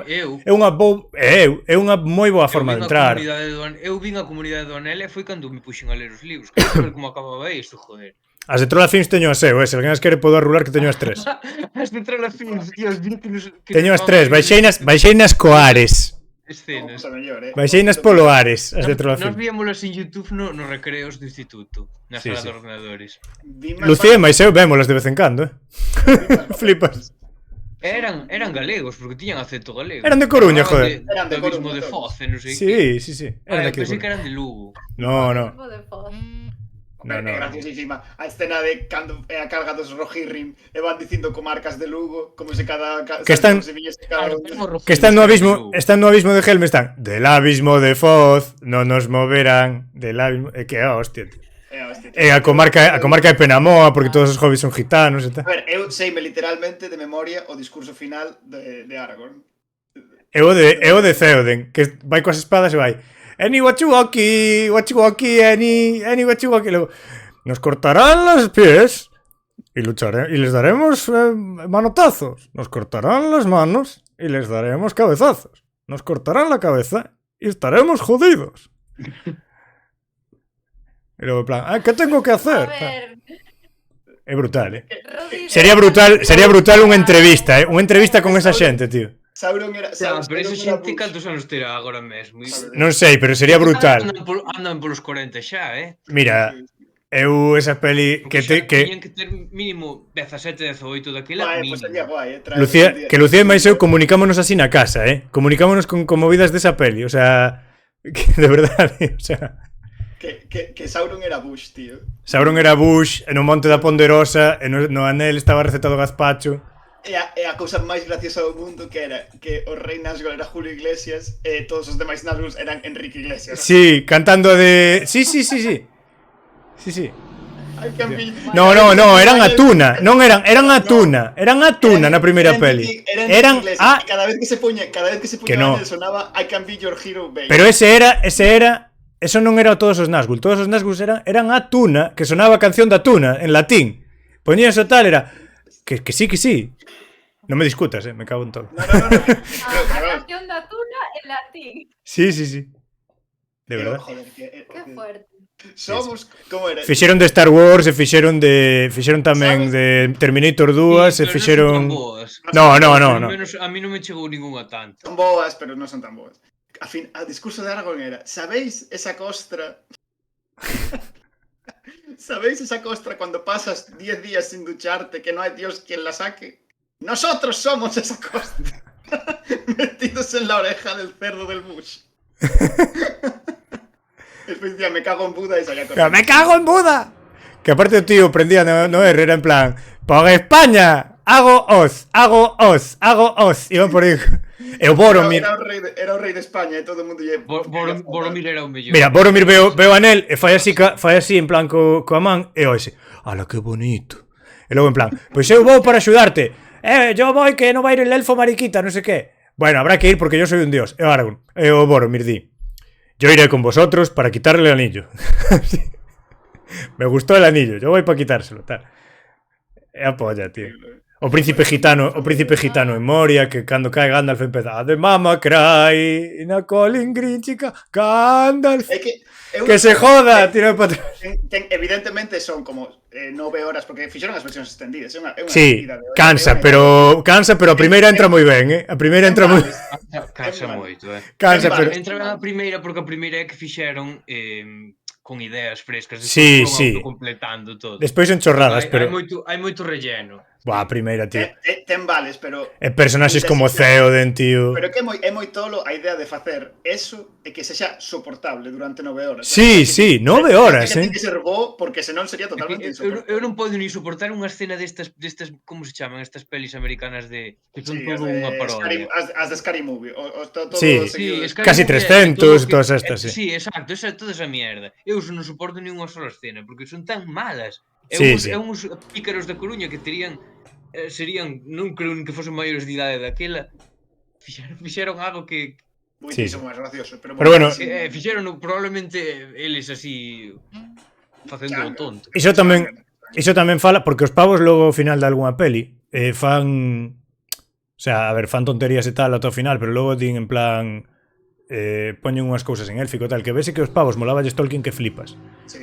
E se fixeron esas cousas que as pelis, quero dicir, eso tamén fala ata esa chorrada, fala do impacto que tiveron esas pelis, tío, en todo o mundo, sabes? En toda a xente, é que cos fallos e con todo son pelis que É exactamente o que dicía Cristian. non digo as de Trolla Films, digo as orixinais, as pelis de verdade. No, digo, a movida da Trolla Films é que son soportables porque dentro de que son unha cousa feita de coña entre colegas, manteñen certa coherencia interna que as fai soportables, que dicir, te permite seguir a película, Claro. e iso está feito porque a eles lles molaba un montón esa película, o sea, claramente, se non farían o que dicía Cristian, as pelis estas de Scary Movie, que son simplemente recopilacións de momentos máis ou menos famosos de pelis postas a cachón unha detrás de outra e por eso non funcionan, porque non son interesantes de seguir. Quero dicir, o gracioso é seguir a coherencia interna que consigue a propia narración. Sí. Pero vai, sí. A mí as pelis ahora, aparte fun ver as tres ao cine e gocei no, tío, porque non as vira no momento e pasei no moi ben. Iso que fomos Lucía Meseo as tres. Eu temblo yo ao coronavirus, senón tamén iría, jodeume moito. Pois eu fun acabando unha neumonía, fun aí. Así que Ya. pero era sen COVID, era unha neumonía sana, non pasa nada. Era unha neumonía, son ciclos sanos. Sí. Pero, que habrá que quedaron moitísimas cosas. O sea, eu teña máis cousas. Sí, eu teño que ir despedindo, No, estamos aí. Sí, eu teño que facer cousas tamén. A próxima destas que sexa un pouco máis dirixida hacia algún aspecto ou algo, non sei. Sí, home, hoxe, claro, eu tiña moitas cosas apuntadas e fomos un pouco falándoas, aproveitando un pouco. Ao final non botei pestes dos Valar, se podedes facer outro avisade. Sí, que teño moita bilis dentro. Podería ser gracioso tamén cando saca. Ao final tampouco falei dos mapas nin dos pazo, hai que facer outro. Da xeografía. Eso dá perfecto, que eu vou. Eso canto dá que falar. Eu dos nomes falei un pouquiño nada máis, pero bueno. Pero gustoume. Ao final o do xogo era o de menos, a verdade, era un pouco un pretexto para. O xogo sempre un pouco. Sí. Non chegas a tempo, Rubén, non? No, chega xusto de saída, Non chegas a tempo. Estamos falando de se faremos segunda parte. Home, por min eu se... Mira, non sei cando está previsto que saia a serie, ou hai un pouco de previsión. 2022 polo menos, ou do 23. Bótalle 22, 23. Nada. É que non está seguido. Hai que facer. Está seguido pospoñéndose. Sí. Non é boa. Hai que facer un concurso de fricadas co chat. Si un día, podemos facer outro día outro. Eu non entendo isto. Quen é esta xente que está aquí comentando? Son xente que por algún motivo leva 3 horas aquí con nós falando e escoitándonos, tío. Ai, que ben.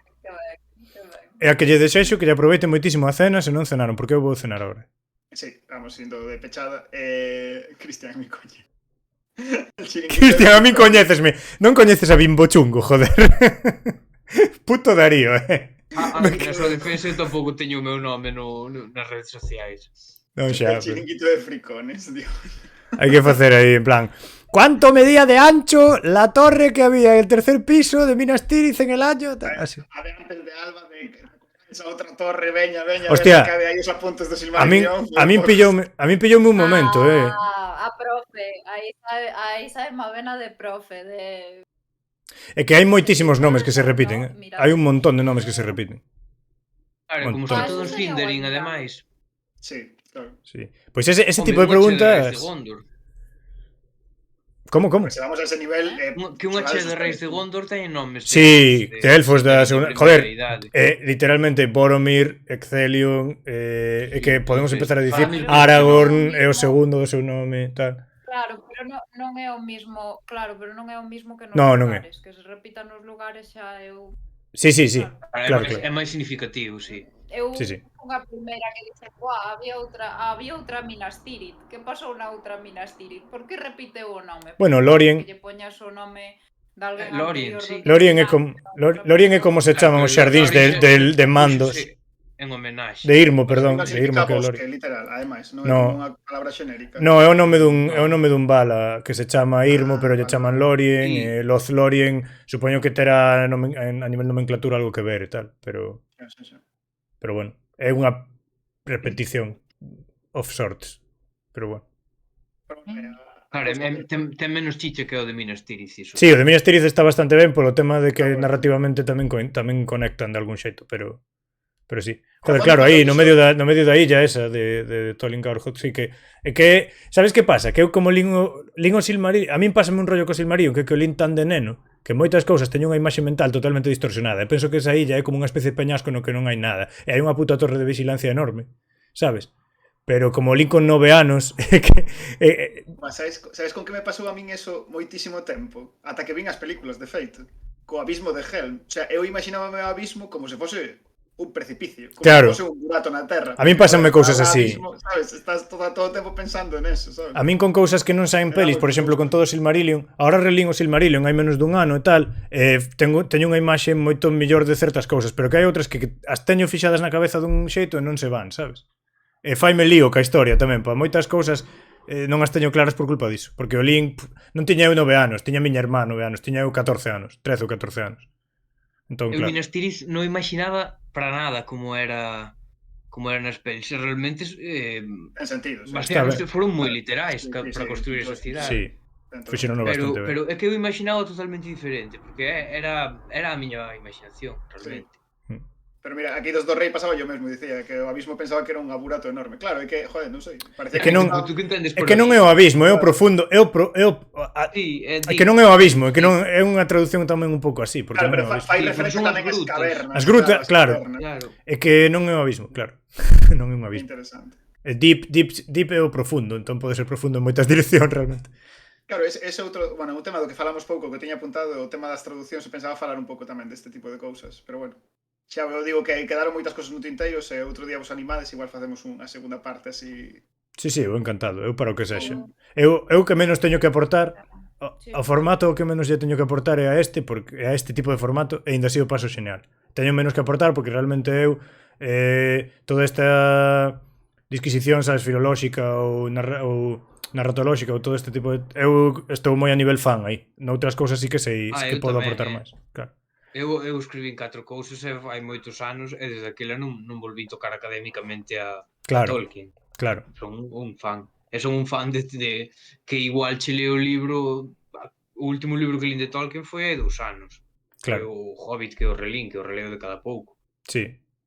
Claro, eu non teño fresco nada. Miro ás veces algunha cousa. Estou un pouco igual. Por internet, porque claro, o que relés tú son as obras principais, son o Hobbit, o Señor dos Anillos e o Silmarillion, ese tal, os contos inconclusos, pero é que son a parte mínima de todo o que hai escrito da Terra Media, realmente. Os Fillos de Húrin merece a pena, é unha historia que podes ler por si mesmo. Sí, é como mesmo expandido, sí. É que eu se trata de dar datos e aprender datos e esquecer... Eu se trata de datos, dar datos, esquecer datos e tal, eu estou encantado, pero porque me gusta moito, pero se trata de o que fixemos hoxe, eu podo dar opinións moi que outra cousa moi pouco fundadas a maioría. Bueno, pero é que tampouco é sentar ninguna cátedra. No. Decir, bueno, pero o tío de que Tom Bombadil era Tolkien xa pode estar calando con iso, porque non é así. Bueno, vale, entón... A ver, hai moitas cousas que poden ser... Hai varias opcións, pero esa non. Esa non... Négome, en Non resumen. a collemos como posición oficial, é unha posición só No, e mira que hai teorías disparatadas, pero esa é a leva De a feito, palma. voute quitar así, Rodicio, voume poñer diante de ti, así, no directo. Cancelado está. Cancelado. Bueno, paseino moi ben e aprendín bastante, ademais. Sí, Eu tamén, chicos. sí, graciñas. todo o mundo trouxo, joder, Sí. eu aprendi un huevo de cousas de todo tipo. Pois E nada, graciñas imos a de... xente que estivo aí escoitándonos un montón de tempo. Sí, iso sobre todo. Iso é o mellor. Houve de todo, xa ademais, xa decía outro host, subs, follows, hubo aí... Sí, moitísimas gracias a todo o mundo. Gracias a Capi, que se suscribiu. Sí, sí. E tamén suscribiuse Totus, creo. Non sei, alguén máis se suscribiu, sí. Pois sí, tamén hai 3 horas, Totus 1917 tamén. Sí, sí. Moi ben. Seguiu e suscribiuse. Moi ben. Moitísimas grazas. Pois nada máis, podemos facer aí... Disculpade que eu non estive lendo o chat. Bueno, nada, eso é o noso traballo. Ti un invitado, tío. Vexo agora que se referiu a mi xente. Non te preocupes. Rodicio, dime a quen, eu xa o fago eu, veña, que así marcho a cenar.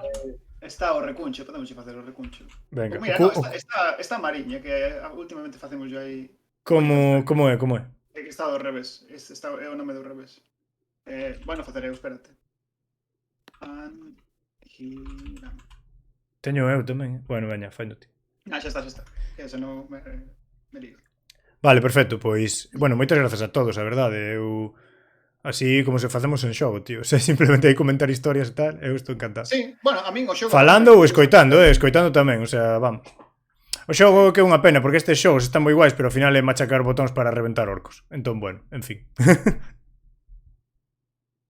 Nada máis, vamos deixando por aquí, mandámonos para que faledes para Mariña, e deixamos un pouco anotado para... Iso. Para o martes que ven, que seguramente este sábado non haxa directo, pero o martes que ven volvemos por aquí de... Saudade por alá, veña. Bueno, chao. Veña. Chao. Chao. Chao, Vicky.